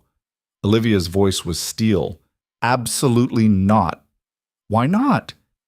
Because I don't take handouts from rich men who think money solves everything. I don't think money solves everything, but it solves some things, like keeping the lights on and the landlord from evicting you. I said no. They glared at each other, two stubborn people both used to fighting their own battles, neither willing to back down. Finally, Mason sighed. Fine. Not a handout. A loan. I can't afford to pay back a loan. You can if it's interest-free with no payment schedule. You pay me back when you can, how you can. Could be $5 a month for the rest of your life. I don't care. That's just a handout with extra steps. It's a loan that respects your pride while also keeping you and Emma from living in a homeless shelter. Mason's patience was wearing thin. Stop fighting me on this, Olivia. Let someone help you for once. I've been taking care of myself since I was 18. I don't need... Where are Emma's grandparents? The question came out harder than Mason intended. You said your parents are gone. What about Emma's father? Where the hell is he while his daughter is crying herself to sleep in a stranger's apartment? Olivia's face went pale, then red. That's none of your business. It is if I'm the one picking up the pieces. Mason was on his feet now, too frustrated to sit still. Emma told me she doesn't have anyone. No family, no emergency contacts, just you. So what happens if next time you get sick you don't wake up? What happens to her then? Don't, Olivia's voice cracked. Don't say that. Why not? You almost died, Olivia. The nurses told me if you'd waited one more day to collapse, you might not have made it. So I'm asking you, what's your plan for Emma if something happens to you? Tears spilled down Olivia's cheeks. I don't have a plan. I don't have anything. I'm doing my best with nothing, and it's still not enough, and I know that, okay? I know I'm failing her. I know she deserves better. I know all of it. You don't have to tell me what I already tell myself every single day. The fight went out of Mason all at once. He sat back down, suddenly exhausted. You're not failing her, he said quietly. Emma is fed and clothed and loved. She's smart and brave and kind. You did that. You raised her to be a good kid in circumstances that would have broken most people. Then why does it feel like I'm drowning? Because the system is rigged. Because being poor is expensive. Because you're trying to do everything alone and humans aren't built to function that way. Mason leaned forward. Let me help. Not because you're failing, because you shouldn't have to do this alone. Olivia wiped at her eyes with the back of her hand. If I let you pay the bills, loan. Not pay, loan. Fine, loan. What do you want in return? Nothing. Everyone wants something. Mason thought about that, about what he wanted, about why he was really doing this. I want to not feel useless, he said finally. I want to look at my daughter and know I'm teaching her to help people, not walk past them. I want to sleep at night without wondering if I could have made a difference and chose not to. He met Olivia's eyes. That's selfish enough for you? A long silence. Then, so quietly he almost missed it. Okay. Okay? You can loan me the money, but I'm paying you back. All of it. Even if it takes 20 years. Deal. They shook on it, Olivia's hand small and cold in his. When she let go, she was crying again, but this time it looked almost like relief. I don't know how to thank you, she whispered. You don't have to. Just get better. That's enough. Mason spent the afternoon dealing with the bills, calling landlords and utility companies and collection agencies, negotiating payment plans and late fees, transferring money from accounts that had so much it barely registered as a dent. By the time he was done, Olivia's debts were cleared. Rent was paid through the end of the year. The lights would stay on. It took 90 minutes and barely any effort. That was the thing about having money. Problems that destroyed other people's lives were just minor inconveniences you could solve with a phone call. It made him feel powerful and guilty in equal measure. Picking Emma up from school was only slightly less chaotic than drop-off. She came out with her backpack dragging on the ground, shoulders hunched, looking like she'd survived a war. How was it? Mason asked. Fine. Did you talk to Mrs. Patterson? Yeah. And? She said she was sorry about my mom, and I could have extra time on my homework. Emma climbed into the car, buckled herself in with practiced efficiency. Can we go see Mommy now? That's where we're headed. The drive back to the hospital took another 40 minutes. Emma spent it staring out the window, occasionally petting Mr. Hoppy, lost in whatever thoughts 6-year-olds had when their worlds were falling apart. Mason, she said as they pulled into the hospital parking lot. Yeah? Do you think Mommy's mad at me? The question hit him sideways. Why would she be mad at you? Because I couldn't take care of things when she was gone. Because I got scared and didn't know what to do. Because I made her worry. Emma's voice got smaller with each word. Good daughters don't make their moms worry. Mason turned in his seat to look at her properly. Emma, your mom got sick. That's not your fault. And you being scared isn't your fault either. You're 6 years old. You're supposed to be scared when your mom disappears. That's normal. But I should have been braver. You were plenty brave. You survived a whole day alone. You didn't give up. You found help when you needed it. That's what brave looks like. Emma didn't look convinced, but she nodded anyway. They got out of the car and headed inside. Olivia's face lit up the moment Emma walked into the room. She held out her arms, and Emma ran into them, finally letting herself be small and scared in a way she couldn't be anywhere else. I missed you, Olivia whispered into Emma's hair. I missed you so much. I missed you too. Mason stood in the doorway watching them. Something about the scene made his chest ache. The fierce way Olivia held her daughter, the way Emma melted into her mother's arms, the visible relief on both their faces. This was what family looked like. Not the expensive penthouse or the fancy car or any of the trappings Mason had surrounded himself with. Just two people who loved each other desperately, finding comfort in each other's presence. He thought about his own daughter, about how it had been 3 days since he'd seen her, about how easy it had been to let work and logistics and everything else get in the way of just being present. His phone buzzed. A text from his ex-wife. Lily's asking about you. When are you picking her up next? He typed back quickly. Can I come by tomorrow, just for a few hours? The response came fast. She'd love that. I have homework, Emma was telling Olivia, and Mason said he'd help me with the math because I don't really get fractions. Mason doesn't have to do your homework, baby. I don't mind, Mason said from the doorway. I'm decent at math. You went to Harvard Business School, Olivia said dryly. I think decent is an understatement. You looked me up. Of course I looked you up. You have my daughter. She paused. The articles say you're some kind of business genius, youngest CEO in your industry, turned a failing company into a billion-dollar empire. The articles exaggerate. Do they? Mason shrugged. The company was already successful when I took over. I just didn't run it into the ground. And made it worth 10 times what it was when you started. Who's counting? Emma giggled from the bed.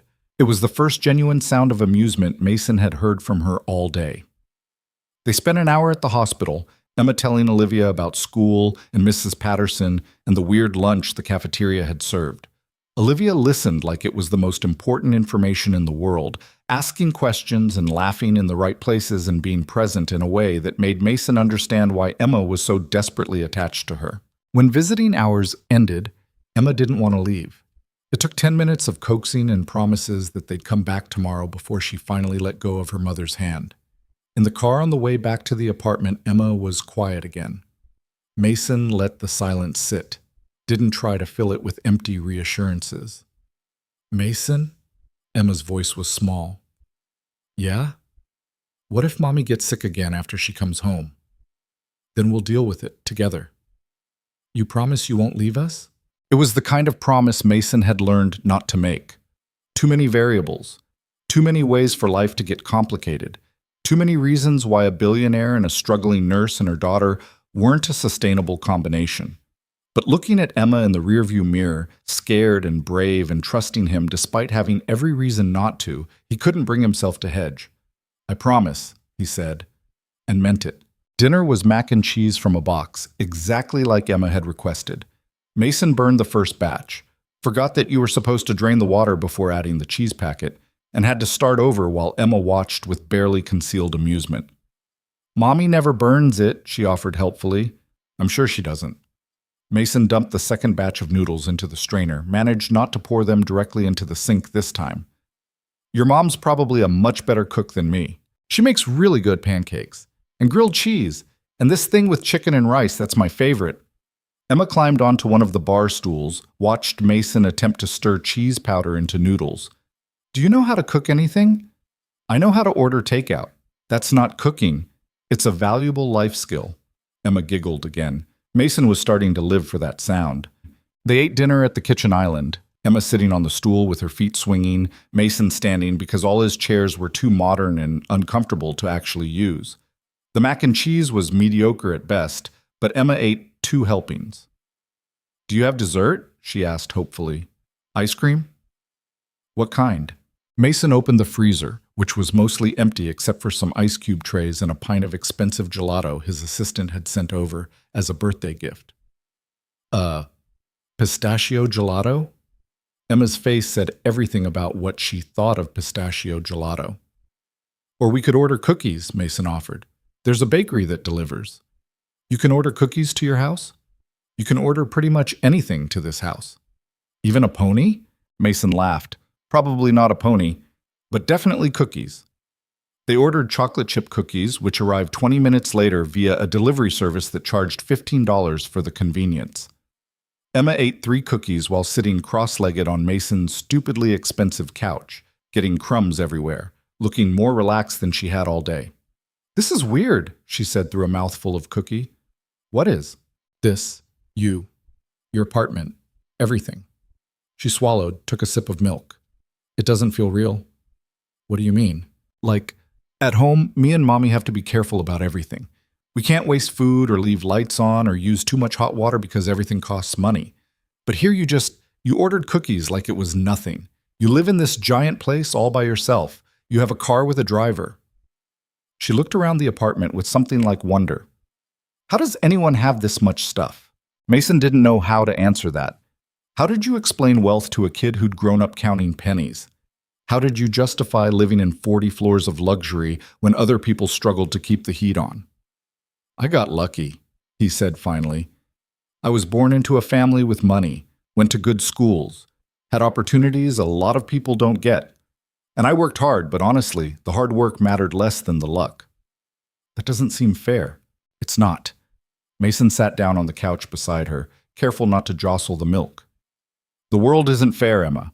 Some people get everything handed to them, and some people have to fight for scraps and there's no good reason for it. Do you feel bad about having so much when other people don't? Did he? Mason had spent years not thinking about it, insulating himself from poverty and struggle, telling himself that he'd earned his wealth through merit.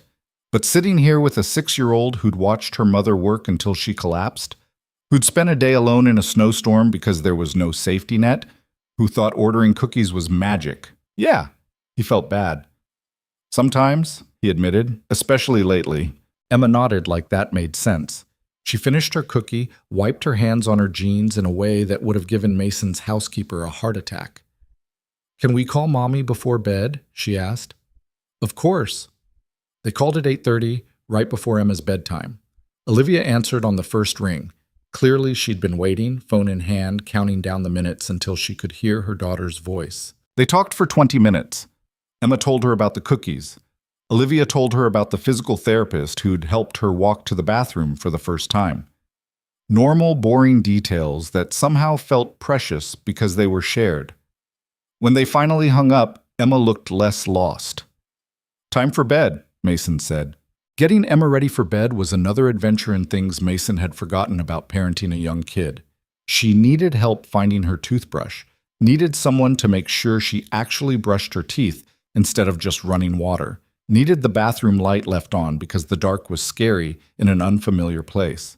Mason tucked her into the too-big bed, made sure Mr. Hoppy was within reach, turned on the nightlight he'd ordered that afternoon, and had delivered with the cookies. "Mason?" Emma's voice was sleepy. "Yeah? Thank you for not leaving me in the snow."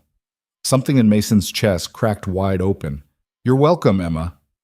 I think you're a good person, even if you can't cook mac and cheese." He laughed, surprised into it. "I'll work on the cooking thing." "Okay." Her eyes were already closing. "Good night." "Good night, sweetheart." Mason stayed in the chair until her breathing evened out into sleep. Then he stayed another 10 minutes, just to be sure.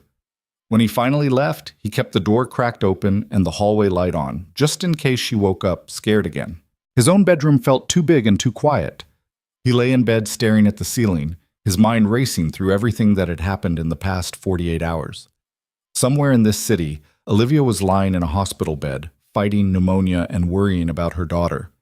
In the next room, Emma was sleeping in a stranger's apartment, trying to be brave when her whole world had tilted sideways. And Mason was in the middle of both of them, connected by nothing except the choice he'd made to stop on a snowy sidewalk instead of walking past. His phone buzzed. A text from his assistant. "Portland investors pulled out. They're going with Techmark instead." "I'm sorry." Mason stared at the message. Should have felt something. Anger, disappointment, the sting of a failed deal. Instead, he felt nothing. Or maybe relief. One less obligation. One less thing pulling his attention away from what actually mattered. He typed back, "It's fine. Their loss." Then he turned off his phone, rolled over, and tried to sleep. In the morning, everything would start again. The hospital visits and the school drop-offs and the careful dance of trying to help without overstepping.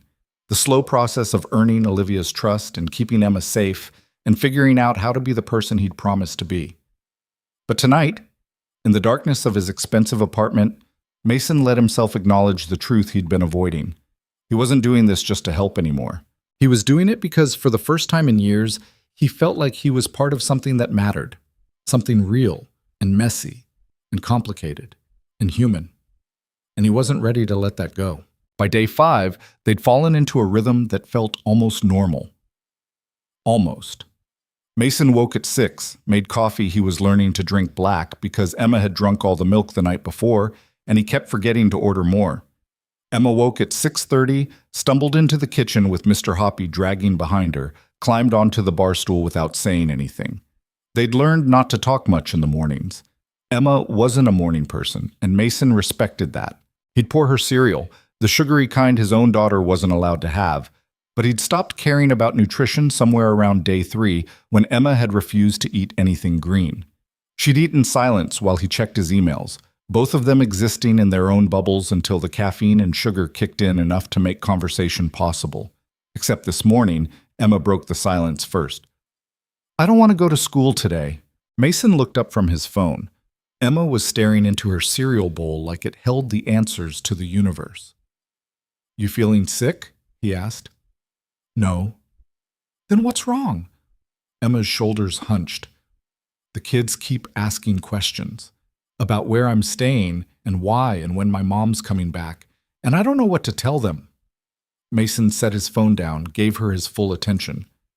"What have you been telling them?" "That my mom's sick and I'm staying with a friend.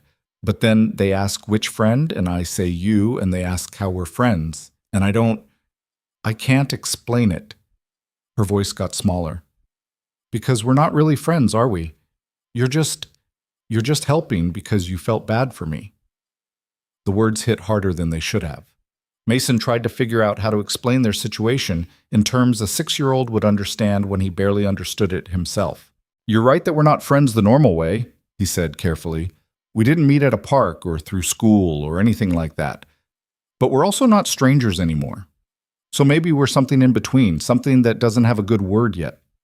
Emma looked up at him with those serious eyes that made her seem older than 6. Like what? Like people who care about each other. People who showed up when it mattered. That's more than just friends, Emma. That's... He stopped, trying to find the right word. That's family. Not the kind you're born with. The kind you choose. Can you choose family? I think so. My daughter's not here most of the time, but she's still my family because we chose to stay connected even when it's hard. And I think you and your mom and me, we're choosing to be in each other's lives right now. That makes us something. Emma nodded slowly, processing. So if the kids ask, I can say I'm staying with family? If you want to, or you can tell them it's none of their business. That works too. She almost smiled at that. Almost. They made it to school on time for the first time all week. Emma got out of the car with slightly less reluctance than usual, and Mason counted it as a win. His driver pulled away from the curb and immediately hit traffic, which gave Mason time to deal with the 17 missed calls from his COO. He answered the call back on the first ring. "Where the hell have you been?" Marcus didn't bother with pleasantries. "The board meeting's in 20 minutes, and you're not here. Again. I'm dealing with something." "You've been dealing with something all week. Meanwhile, the company's falling apart without you. The Singapore contract needs your signature. The merger documents need review. Henderson quit yesterday because you haven't responded to his emails in 6 days." Mason pinched the bridge of his nose. Henderson was going to quit anyway. He's been shopping his resume around for months. That's not the point. The point is you're checked out and everyone can tell. What's going on, Mason? This isn't like you. What was going on? Mason was learning to cook pasta without burning it. He was helping a 6-year-old with fraction homework. He was visiting a hospital twice a day to check on a woman he'd known for less than a week. He was discovering that billion-dollar deals felt hollow compared to Emma's laugh when he told a stupid joke. "I need another week," Mason said. "Maybe 2. Can you hold down the fort?" "A week? Mason, you're the CEO. You can't just disappear for weeks." "Watch me." Mason hung up before Marcus could argue. He spent the morning in coffee shops. First one, then another when he got tired of the first, then a third because the second one was too loud. His laptop stayed closed. His emails went unanswered. Instead, he sat at small tables in corners and watched people live their lives. The woman working on her novel, stopping every few minutes to stare into space. The college student cramming for an exam, energy drinks piling up beside his textbooks. The young mother bouncing a baby on her knee while typing one-handed on her phone. Normal people doing normal things. When had Mason last felt normal? His phone buzzed. A text from Olivia. "Can you come by the hospital? Need to talk to you about something. Not Emma. She's fine. Just, can you come?" Mason was there in 15 minutes. He found Olivia sitting in the chair beside her bed instead of lying in it. Progress. She'd showered, her hair was clean, and there was actual color in her face for the first time since he'd met her. She looked almost healthy. Almost. "What's wrong?" Mason asked from the doorway. "Nothing's wrong. Come in. Sit." She gestured to the bed, which felt weird, sitting on her hospital bed while she sat in the chair. But Mason did it anyway. Olivia took a breath, seemed to steel herself. "Dr. Chen says I can leave tomorrow." "That's great." Mason meant it. "You must be relieved." Terrified is more accurate. She laughed, but it sounded hollow. "I've been lying here for almost a week, letting other people take care of everything. Emma, the bills, my job, all of it. And tomorrow, I have to go back to real life, and I have no idea how." "You don't have to figure it all out tomorrow." "Don't I?" Olivia's hands twisted together in her lap. "The hospital's been calling. They need to know when I'm coming back to work. My landlord wants to know why rent was suddenly paid 6 months in advance and who authorized it. And Emma needs stability and routine and a mother who doesn't collapse from exhaustion. So take time, recover properly. Don't rush back into 70-hour weeks. And pay rent with what money?" Olivia's voice rose slightly.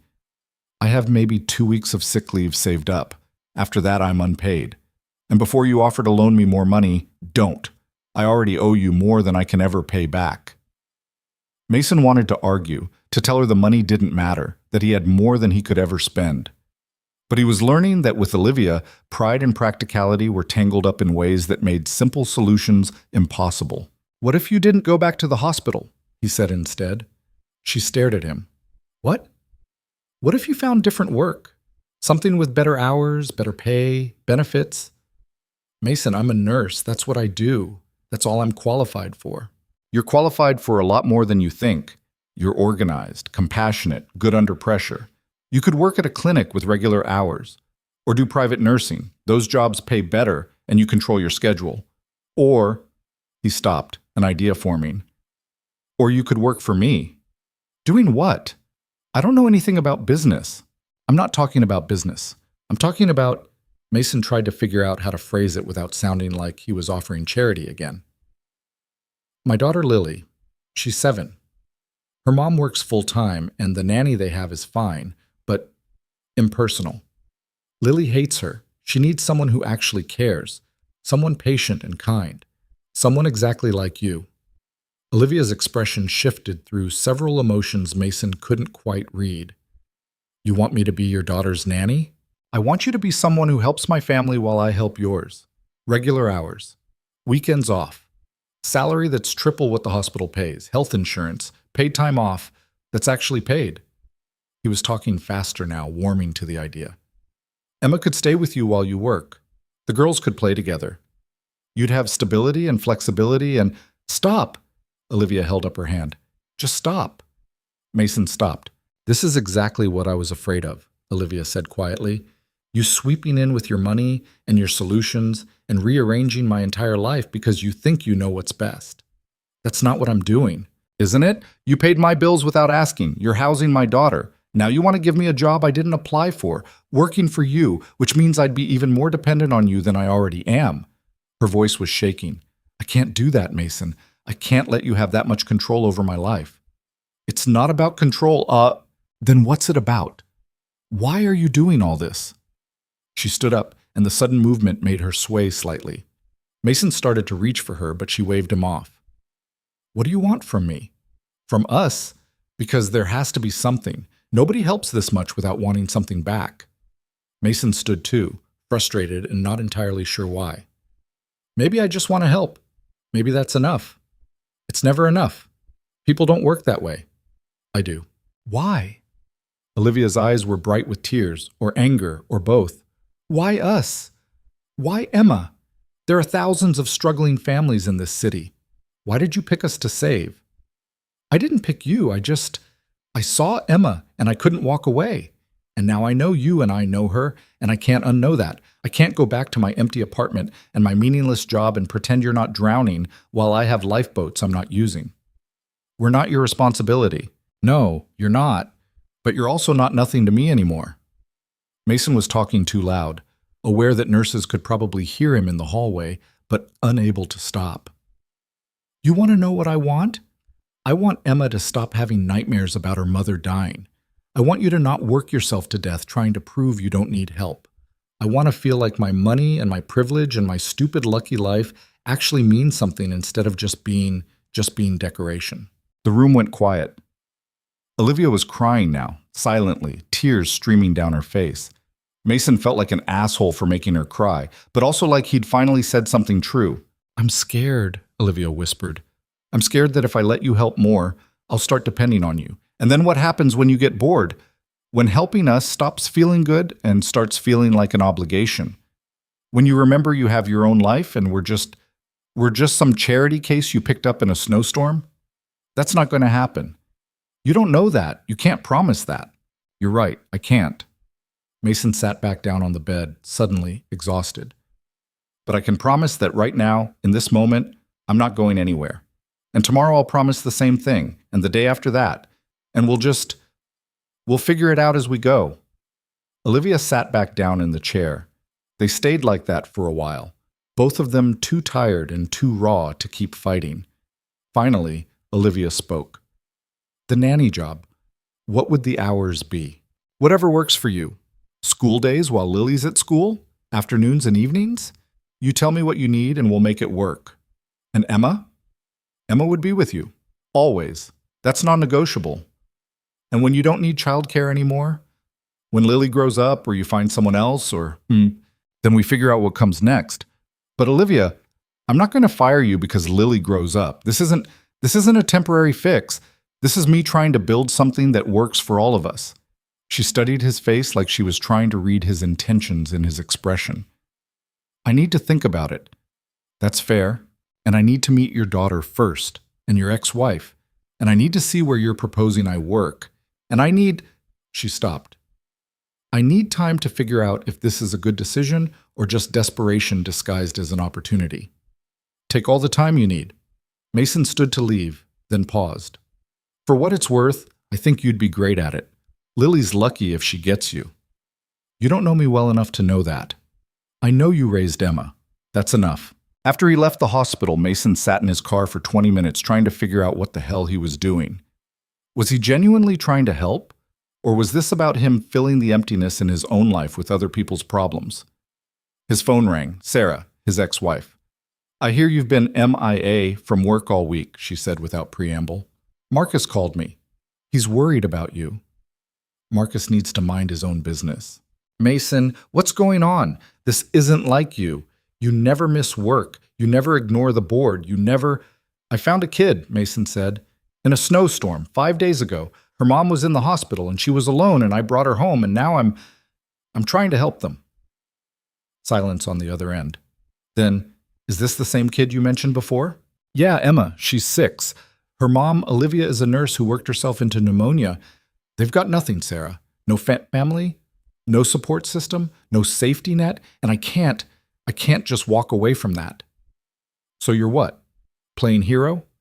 Disrupting your entire life to save some strangers? Mason bristled. They're not strangers anymore. Mason, Sarah's voice softened. I'm not criticizing. I'm trying to understand. What's the end game here? Are you fostering this kid? Adopting her? What happens when the mom gets better and takes her daughter back?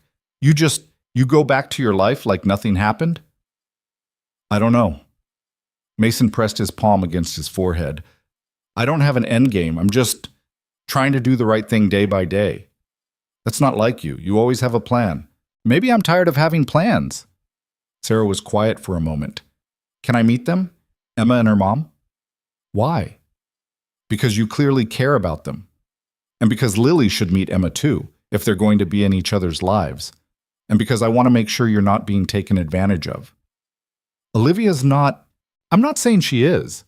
But Mason, you're a billionaire with a savior complex making decisions based on emotion instead of logic. Someone should make sure you're thinking clearly. She had a point. Mason hated that she had a point. Fine, he said. I'll set something up. But Sarah, if you come in with judgment, I won't. I promise. She paused. For what it's worth, I'm proud of you. For stopping.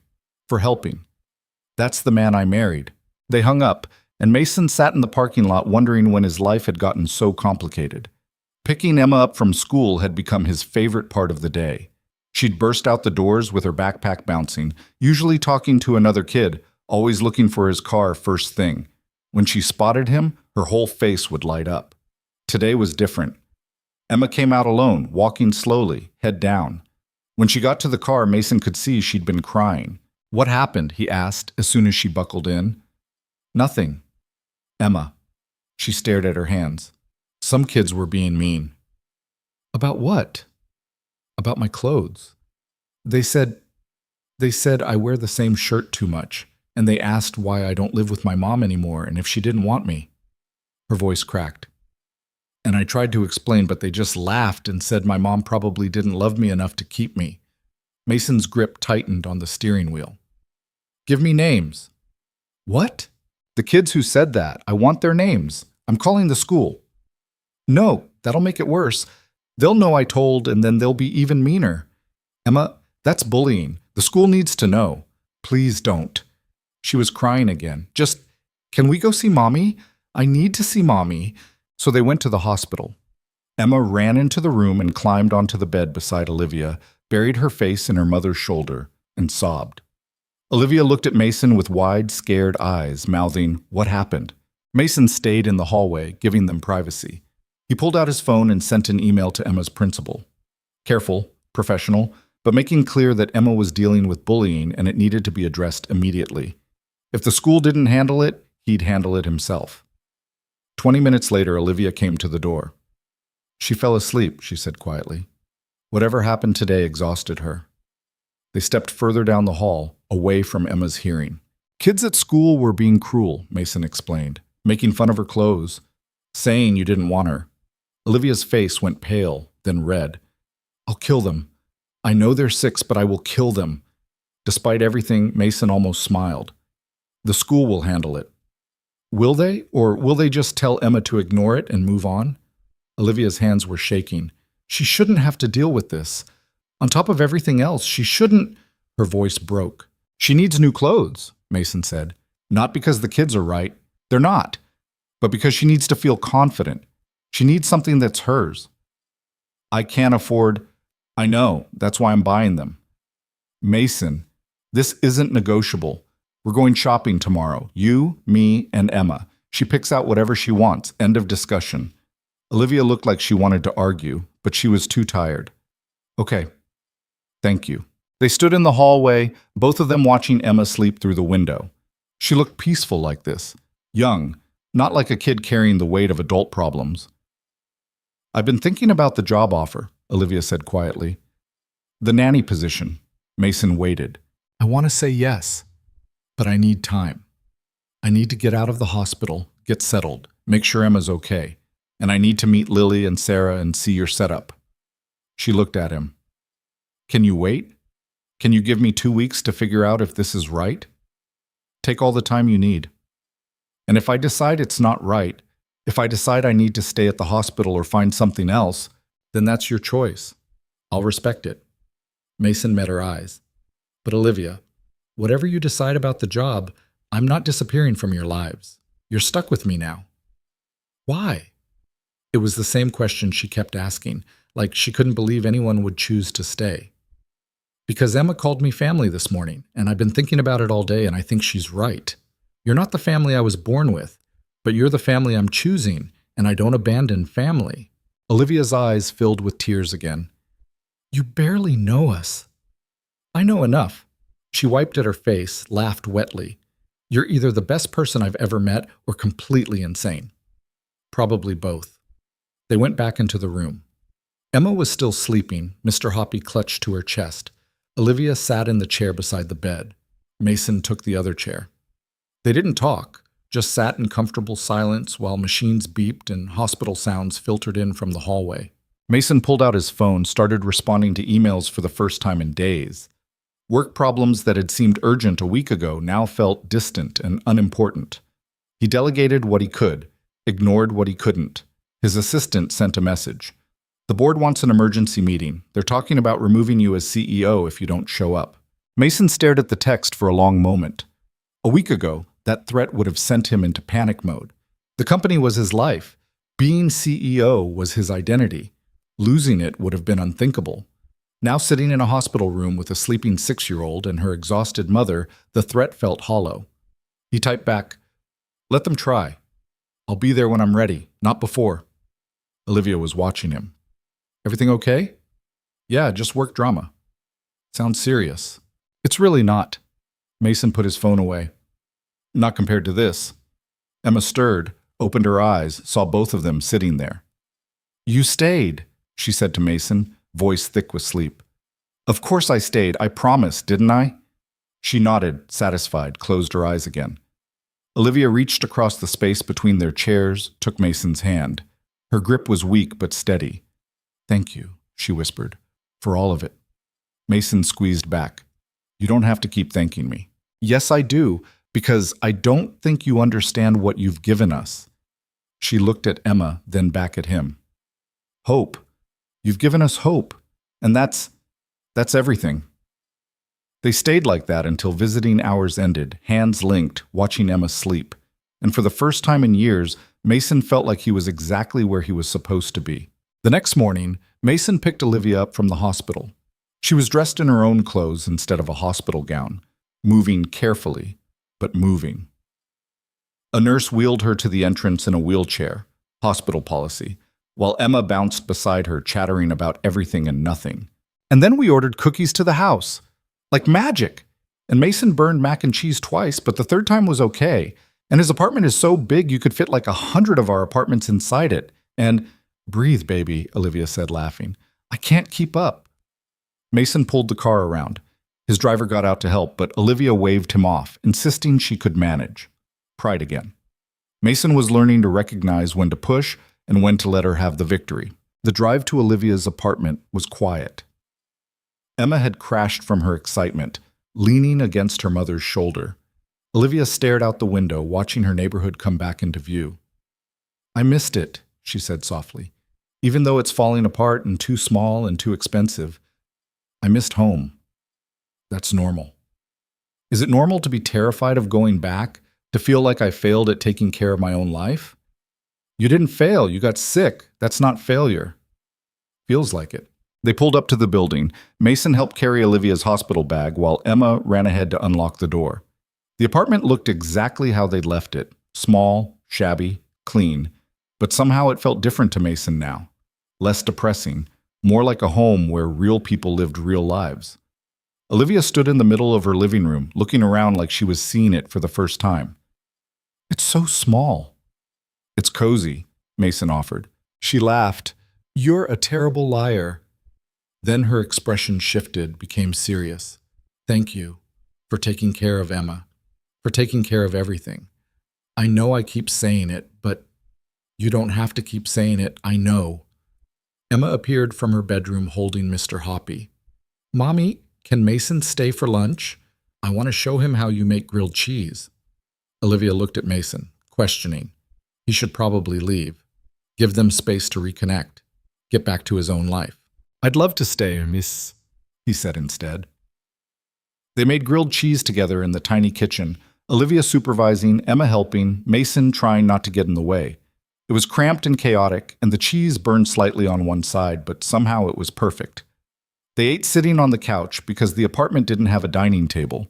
Emma sat between them, swinging her legs, chattering about school and friends and everything she'd bottled up during the week. Mason's phone buzzed. Sarah. Still want me to meet them? I can come by tomorrow. He typed back, yes, I'll set it up. Then he put his phone away and focused on the moment. The burned grilled cheese, Emma's laughter, Olivia's smile. This strange, unexpected family he'd stumbled into. Whatever came next, they'd figure it out together. The meeting with Sarah happened 3 days later in a coffee shop halfway between her place and Olivia's apartment. Neutral ground. Mason had suggested his penthouse, but Olivia had shut that down immediately. I'm not walking into your ex-wife's judgment on your home turf, she'd said, and I'm definitely not bringing Emma somewhere she'll compare us to your real family. You are my real family, Mason had argued, but Olivia had just given him a look that said he was being naive. So coffee shop it was. Mason arrived first with Emma, who was nervous enough that she'd changed her outfit 3 times that morning. She'd finally settled on new jeans and a purple sweater they'd bought during the shopping trip, the one where Emma had been so overwhelmed by being told to pick whatever she wanted that she'd nearly had a panic attack in the girls' section of Nordstrom. What if she doesn't like me? Emma asked for the 5th time, stirring her hot chocolate into a whirlpool. She'll like you. Lily's going to like you too. But what if they think I'm weird? What if... Emma. Mason put his hand over hers, stilling the spoon. You're not weird. You're smart and funny and brave. And if they can't see that, it's their problem, not yours. Emma didn't look convinced, but she nodded. Olivia arrived next, walking through the door like she was heading into battle. She'd dressed carefully. Nice jeans, a sweater that wasn't threadbare, hair pulled back in a neat ponytail. Mason could see the effort it had taken, the way she held herself like she was preparing for inspection. She slid into the booth beside Emma, took one look at her daughter's face, and knew immediately. Nervous? Terrified, Emma admitted. Me too. Olivia squeezed her hand. But we've survived worse than coffee with rich people, right? Mom! What? I'm just saying. But Olivia was smiling, and Emma relaxed slightly.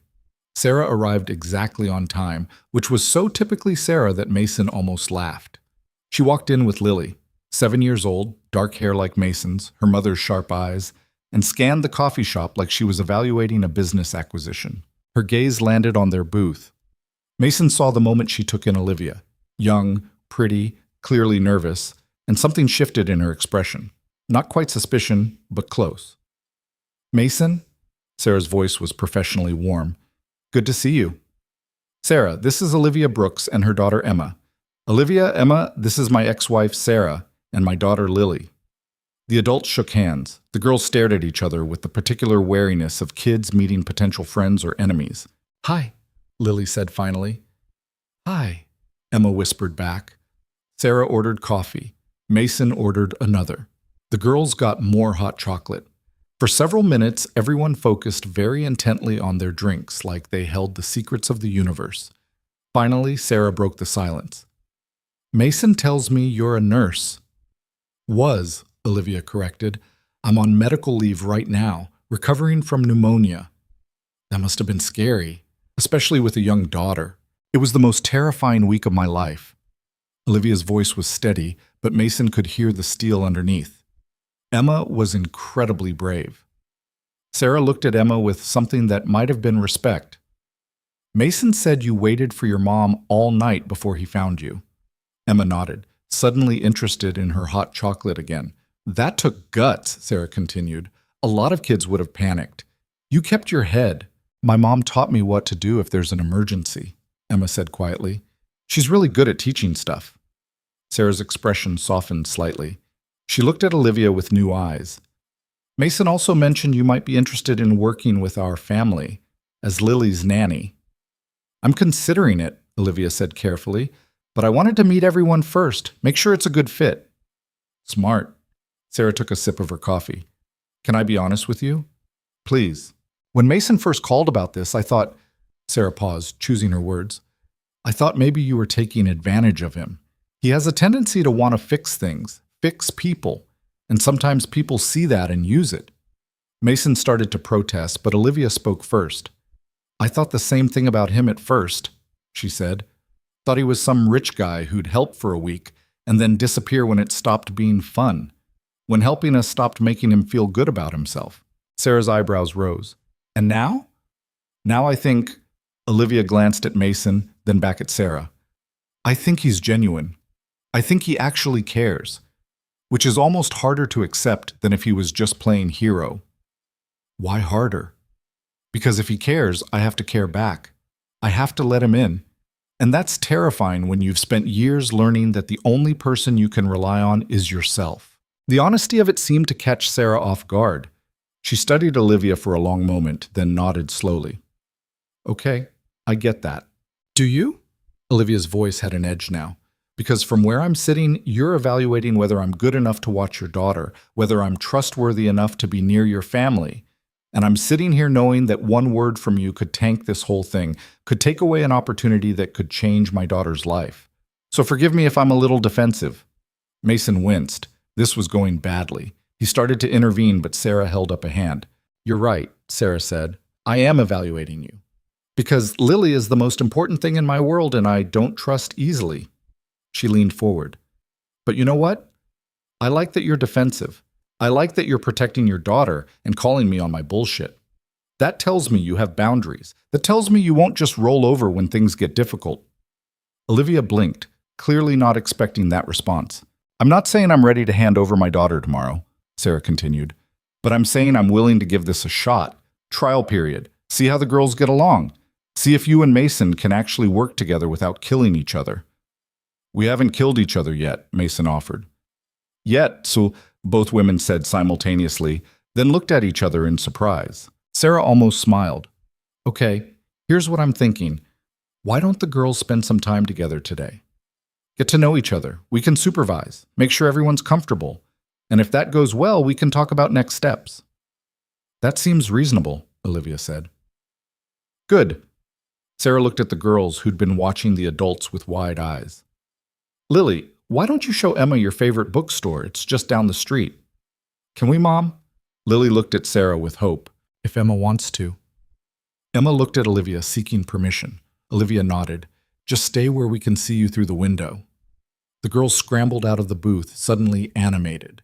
Through the coffee shop window, Mason watched them walk to the bookstore next door, initially awkward, then starting to talk, then actually laughing about something. She's good with other kids, Sarah observed, watching Lily. That's a good sign. Emma doesn't have many friends, Olivia said quietly. We move a lot. Different apartments when rent goes up. Different neighborhoods. It's hard for her to make connections when nothing's stable. And you? Sarah asked. Do you have support, friends, family?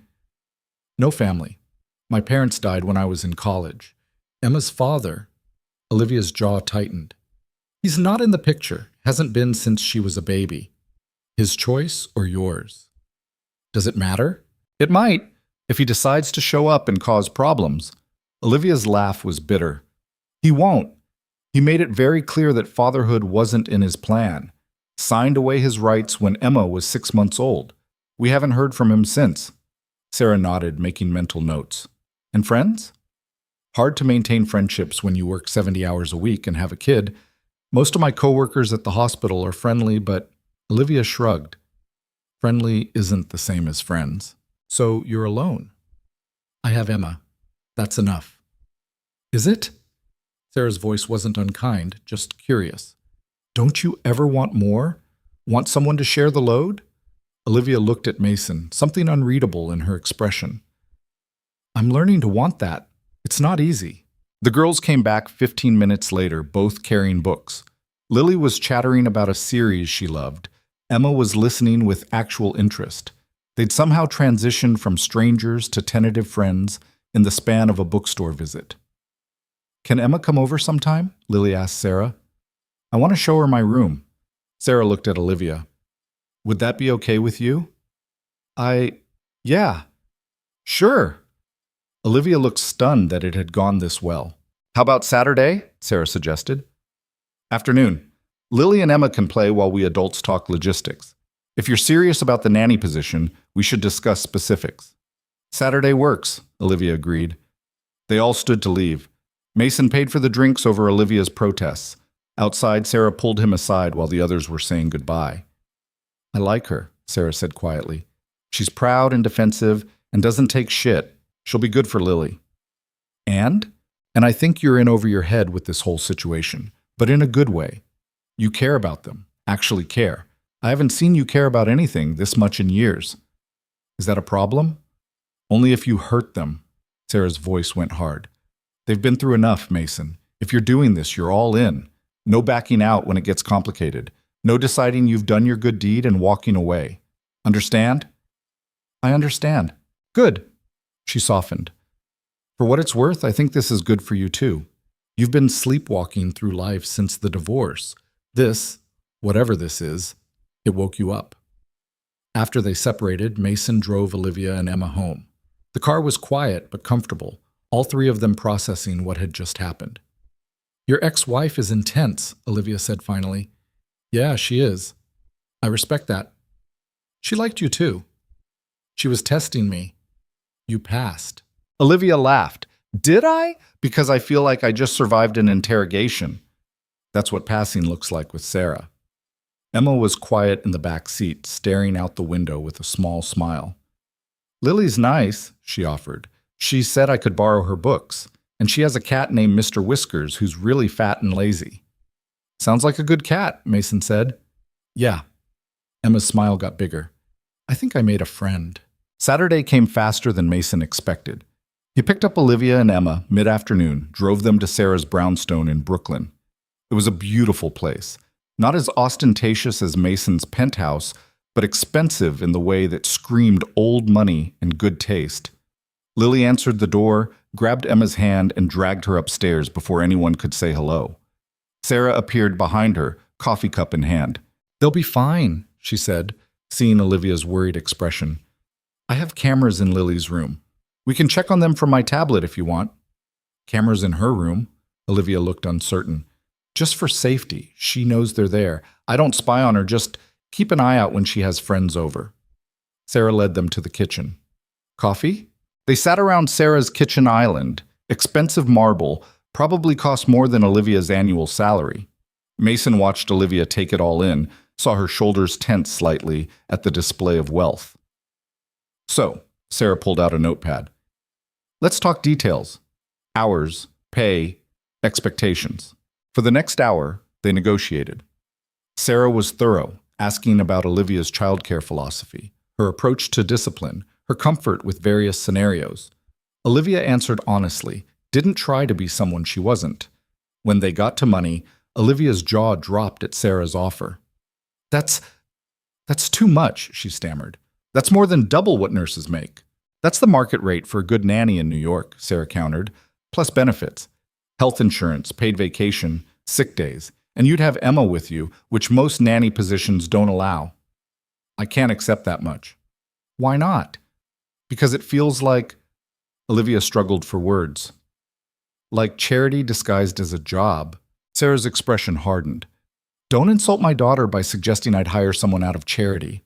If I'm paying you that much, it's because that's what you're worth. That's what the job is worth. Take it or don't, but don't diminish it. Olivia sat back, chastised. You're right. I'm sorry. Don't apologize. Just accept that maybe you've been undervaluing yourself for too long. They finalized the details.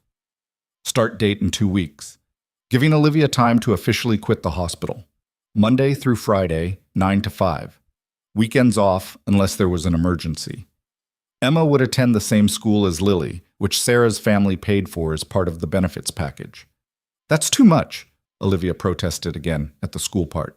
Emma needs stability, Sarah said firmly. She needs to be in a good school with resources. Lily needs a friend her age who understands what she's going through with divorced parents. This benefits everyone.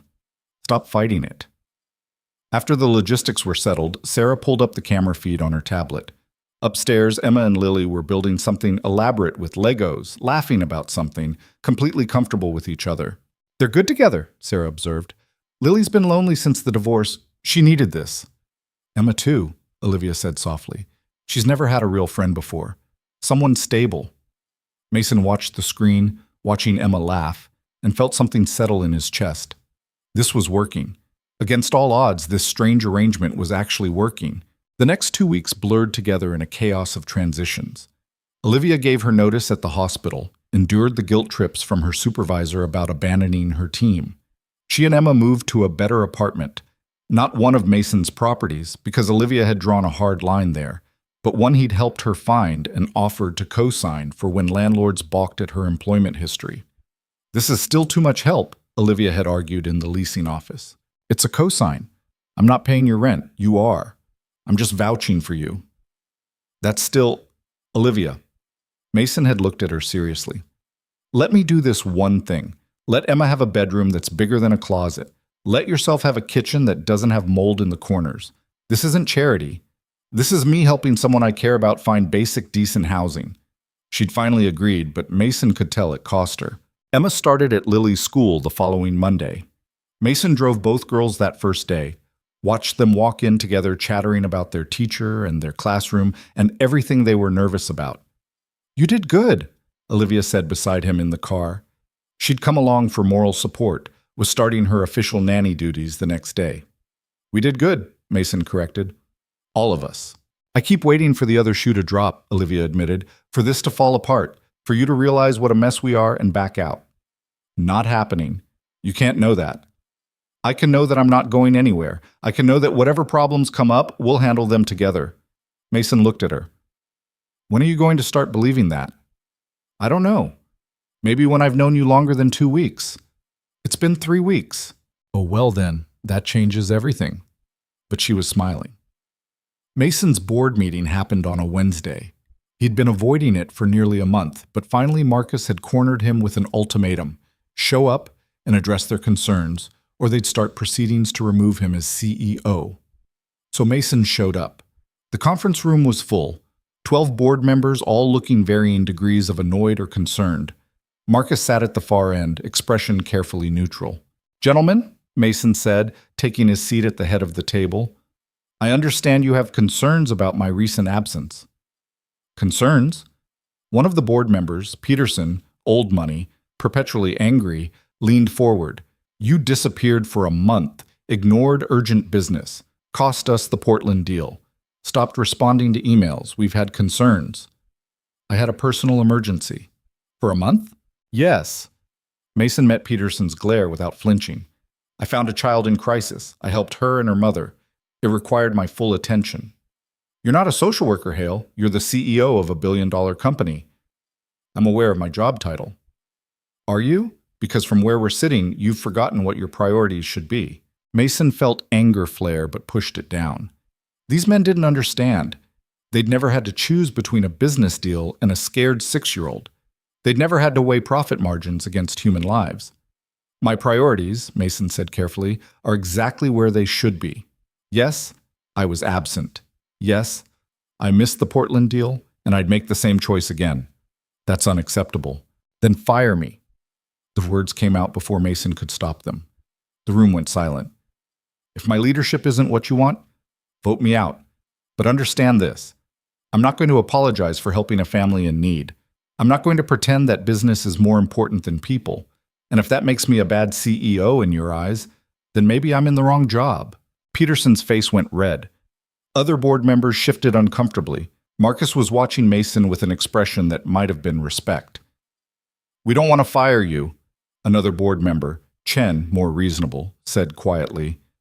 We want assurance that this won't happen again, that you're committed to this company. I am committed, but I'm also committed to having a life outside this boardroom, to being a father, to helping people who need help. I can do both. I will do both. But I won't choose this company over everything else anymore. That's not how leadership works. Then maybe leadership needs to work differently. Mason stood. I'll give you my answer by end of business today. Either you accept that I'm a human being with responsibilities beyond profit margins, or I resign. Your choice. He walked out before anyone could respond. In his office, Mason sat at his desk and stared at the city spread out below him. 40 stories up, everything looked small, manageable. Like problems were just numbers on a spreadsheet, but down there, in the real world, problems had faces. They had names. They cried and laughed and needed help that couldn't be solved with money alone. His phone rang. Olivia. Hey, he answered. Everything okay? Emma forgot her lunch. I'm bringing it to school. A pause. You sound weird. What's wrong? Board meeting. They're not happy with me. Because of us? Because I chose people over profit. Yeah. Mason. Don't apologize. I don't regret it. He meant it. How's your first week going? Lily's amazing. She and Emma are like twins separated at birth. Sarah's intense but fair. I like her. Olivia hesitated. I like this whole thing, which terrifies me. Why? Because I'm happy, and I don't trust happiness. It always leaves. Not this time. You can't promise that. Watch me. They talked for a few more minutes, Olivia updating him on mundane details about the girl's day. Normal conversation, domestic, the kind of talk that happened between people who were part of each other's lives. When they hung up, Mason felt clearer. He pulled out his laptop and typed a resignation letter. Clean, professional, effective immediately. Then he walked it to the boardroom and handed it to Peterson. What's this? Peterson scanned it, eyes widening. You're resigning? Effective immediately. Marcus can take over as interim CEO. He's more than qualified. Mason looked around the table. I've given this company 8 years, built it into something successful, but I'm done sacrificing my life for your profit margins. I'm done pretending that money is the only thing that matters. Hale, don't be rash. I'm not. This is the clearest decision I've made in years. Mason headed for the door, then paused. For what it's worth, I hope the company continues to succeed, but it'll have to do it without me. He left before anyone could argue. In the elevator down, Mason felt lighter than he had in years. His phone buzzed, messages already pouring in, people demanding explanations, trying to talk him out of it. He turned the phone off. Outside, the city was bright and loud and chaotic. Mason stood on the sidewalk, watching people rush past, everyone moving toward something or away from something else. For the first time in his adult life, Mason had no idea what came next. No job, no plan, no clear path forward. It felt terrifying. It felt free. He called Olivia. I quit, he said when she answered. Silence. Then, you what? I quit my job, resigned, walked out. I'm officially unemployed. Mason, what the hell? I'll explain later. Right now, I'm coming to pick you up. You, me, Emma, Lily, if Sarah will let her skip an afternoon. We're going to do something fun, something that has nothing to do with work or responsibilities or being practical. It's the middle of the day. The girls have school. They can miss a few hours. We'll call it educational. Mason was already walking toward the subway. Come on, Olivia. When's the last time you did something spontaneous? A long pause. Then, quietly, I don't remember. Exactly, so let's change that. 2 hours later, they were in Central Park.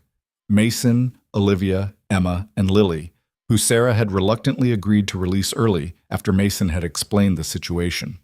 The girls ran ahead, chasing pigeons and climbing on rocks, high on the freedom of playing hooky. You're insane, Olivia said, watching them. You quit a billion-dollar company to spend the afternoon in a park. Yeah, and you're happy about it. Surprisingly, yes. Mason sat on a bench, pulled her down beside him. I've spent my whole adult life building something I didn't actually care about, making money I didn't need, impressing people whose opinions don't matter.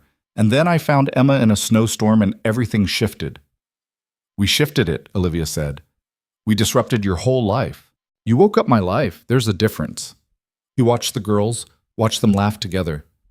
I don't know what I'm going to do next. Maybe start a foundation, maybe invest in nonprofits, maybe just figure out how to be a decent human being for a while. But whatever it is, I want you and Emma to be part of it. Olivia turned to look at him. What are you saying? I'm saying, Mason tried to find the right words. I'm saying that 3 weeks ago I was sleepwalking through an expensive life that meant nothing. And now I'm awake and scared and happy, and I don't want to go back to sleep. That's not an answer. I don't have all the answers. I just know that when I'm with you and Emma, I feel like myself, the good version of myself, the one I thought I'd lost in boardrooms and profit margins. Mason, Olivia's voice was gentle. You can't make us your whole purpose. That's too much pressure. We're just people trying to survive. I'm not making you my purpose. I'm making connection my purpose, making helping people my purpose, making sure that next time I see someone who needs help, I stop instead of walking past. He took her hand. You and Emma started that, but it's bigger than just you now. Olivia looked at their joined hands. I'm scared too. Of this, of you, of how much I'm starting to care. Good. Scared means it matters. Does it matter? More than anything has in a long time. They sat in silence for a while, watching the girls play. Emma was teaching Lily some elaborate hand-clapping game. Both of them were laughing so hard they kept messing up. I don't know what we are, Olivia said finally. You and me. This thing between us. Does it need a label? Eventually. Yeah. She looked at him. Because Emma's watching. And she's smart. She's going to ask questions about why you're around all the time. Why we have dinner together 3 times a week. Why you look at me the way you look at me. How do I look at you? Like I'm something precious. Like I matter. Her voice cracked slightly. And that terrifies me because the last time someone looked at me like that, he left. And I can't do that to Emma again. Can't let her get attached to someone who's going to disappear. Mason turned to face her fully. I'm not going anywhere. I know I've said that before, but I need you to really hear it. I'm not him. I'm not going to wake up one day and decide this is too hard.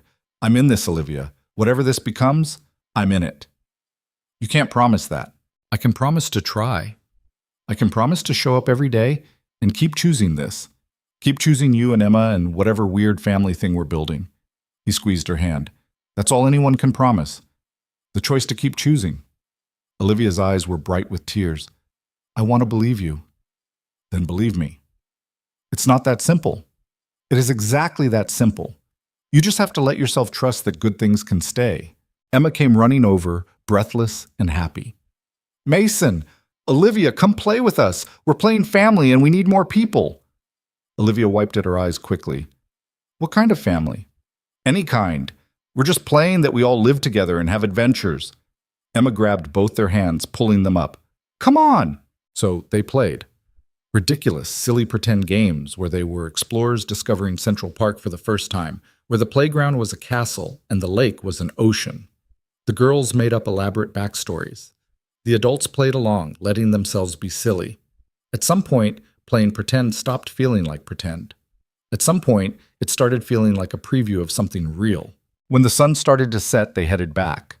Sarah met them at her brownstone to collect Lily, raised an eyebrow at Mason's explanation of playing hooky. "You quit your job to play in the park," she said, not quite a question. "Yeah. Good for you." She actually smiled. "Lily had a great time. Do it again sometime." Driving Olivia and Emma home, the car was quiet but comfortable. Emma fell asleep in the back seat, exhausted from running and playing. Olivia watched the city pass by outside her window.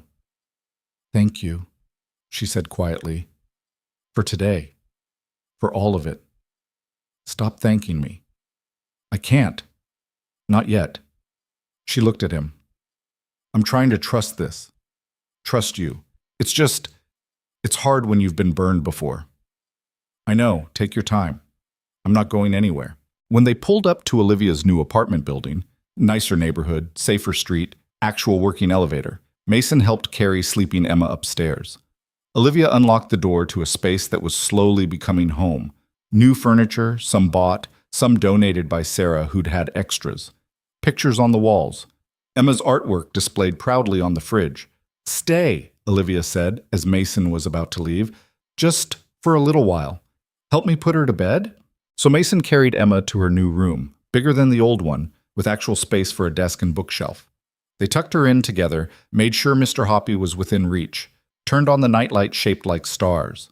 In the living room, Olivia made tea. They sat on her second-hand couch, drinking from mismatched mugs, not talking, just existing in the same space. "I could get used to this," Olivia said finally. "To what?" "To not being alone. To having someone to share the quiet parts of the day." She looked at him. "I spent so long telling myself I didn't need anyone, that Emma and I were enough, and we were. We survived. But this," she gestured between them, "this is more than surviving." "What is it?" "Living. Actually living instead of just getting through each day." She set her mug down. "I'm still scared. I'm still waiting for it to fall apart. But I'm also starting to hope it won't." Mason set his own mug down, turned to face her. "It won't. Not if we don't let it. That's a big if. Then we make it a small one. One day at a time, one choice at a time." Olivia looked at him for a long moment, something shifting in her expression. "If we do this, if we try this thing between us, I need you to understand something." "Okay." "Emma comes first. Always. If you hurt her, if you disappoint her, if you make promises you can't keep, I will cut you out of our lives so fast you won't know what happened. I don't care how much you've helped us. I don't care how much I—" She stopped, took a breath. "I don't care about my feelings. Hers matter more. I would never hurt her. You can't promise that. People hurt each other. It happens. But I need to know that if it comes down to it, you'll think about her first." "I will. I promise." Mason meant it. She's become one of the most important people in my life, right up there with Lily. I wouldn't do anything to hurt either of them." "Okay." Olivia nodded. "Okay, then maybe we can try this. Whatever this is." "Whatever this is," Mason agreed. They sat there as this evening turned to night, talking about small things and big things and everything in between. Plans for the future, worries about the present, stories from the past, getting to know each other beyond the crisis that had brought them together. When Mason finally left around midnight, Olivia walked him to the door. They stood in the hallway, neither quite ready to say goodbye. "Same time tomorrow?" Mason asked. "I promised Emma I'd help with her science project." "Building the volcano?" "The one and only. You know she's going to make a mess of your fancy apartment." "Good. It needs some actual life in it." Olivia smiled, then did something that surprised them both.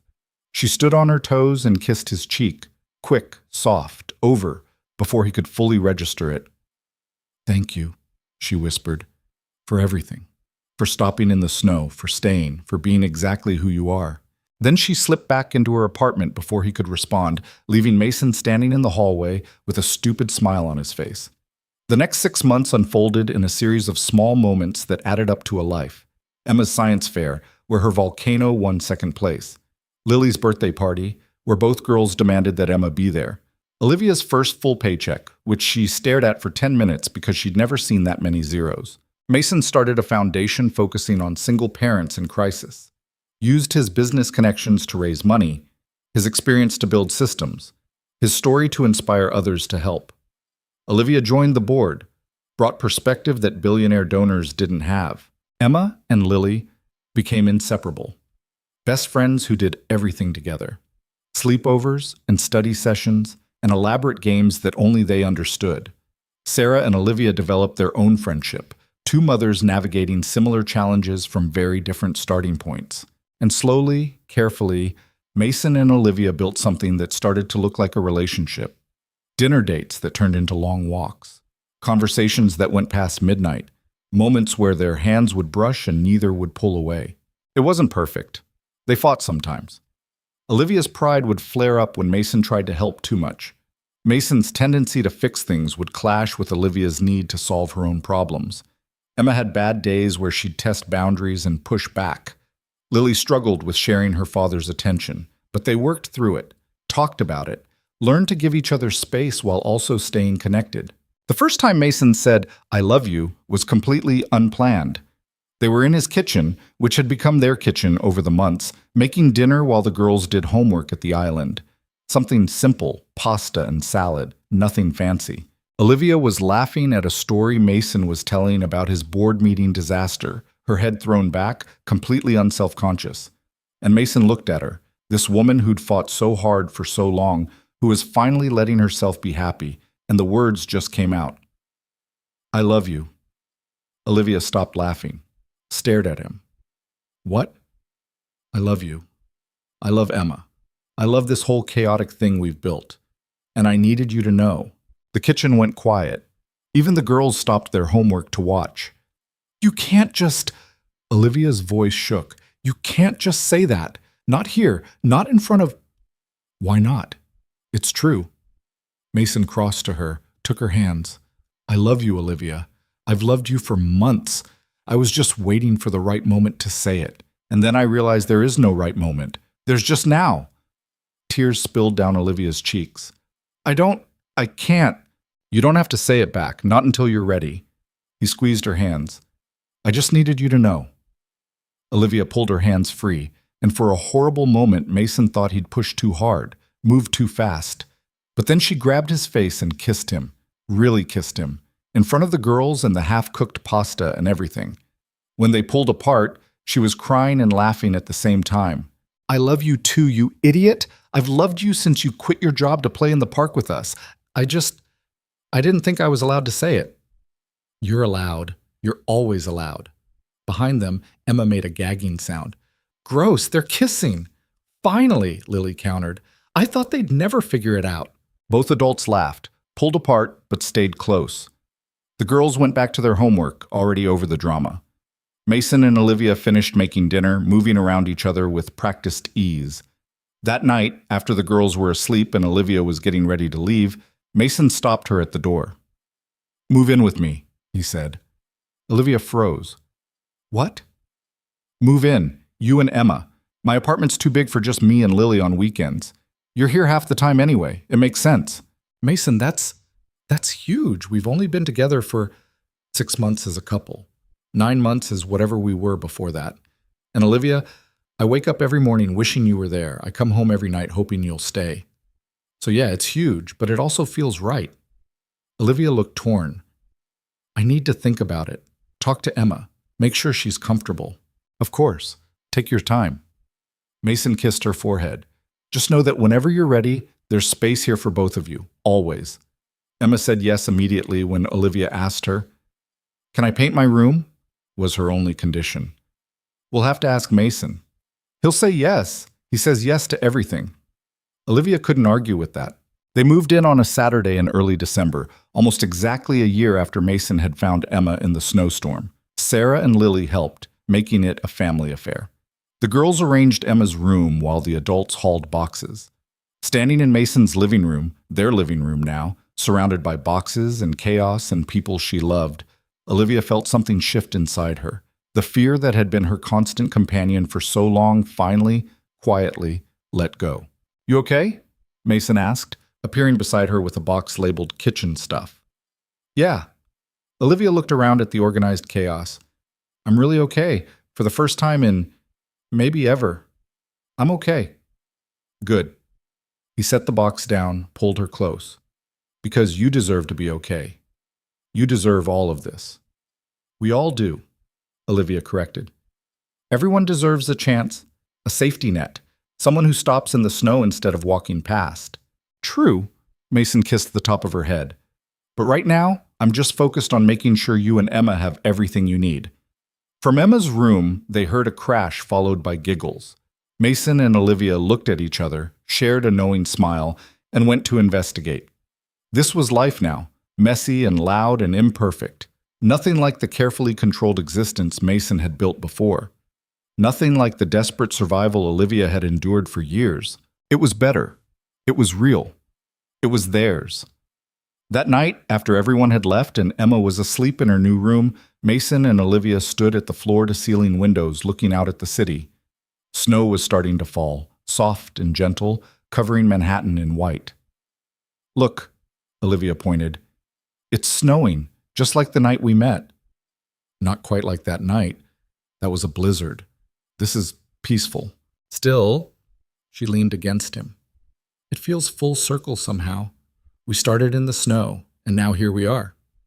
Here we are, Mason agreed. Different people than we were that night. Better people, Olivia said. At least I think so. I'm not just surviving anymore. I'm building something. We're building something. We are. Mason wrapped his arms around her. And we're going to keep building it, one day at a time. They stood there watching the snow fall, watching the city sleep, together. Not because either of them needed saving anymore, but because they'd chosen each other. Chosen to be family in the truest sense of the word. Outside, somewhere in that same city, other people were struggling, other kids were scared, other parents were drowning. The problems hadn't gone away. The unfairness hadn't magically resolved. But Mason had learned something in the past year, something he tried to teach through his foundation, through his choices, through the way he lived his life now. You couldn't save everyone. You couldn't fix everything. The world was too big, the problems too vast. But you could stop. You could see the person right in front of you. You could choose connection over convenience, compassion over comfort. You could be the person who didn't walk past, and sometimes, if you were lucky, stopping to help someone else ended up saving you too. Emma appeared in the doorway, Mr. Hoppy dragging behind her.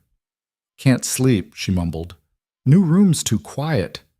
Olivia started to get up, but Emma climbed onto the couch between them instead, curled up with her head on Olivia's lap, her feet in Mason's lap. Better? Olivia asked, stroking her daughter's hair. Yeah, much better. They stayed like that, the three of them, watching snowfall on New York City. A billionaire who'd learned that wealth meant nothing without purpose. A nurse who'd learned that accepting help wasn't weakness. A little girl who'd learned that family could be found in the most unexpected places. Not a perfect family, not a traditional family, but a family nonetheless. And that was enough. More than enough. It was everything.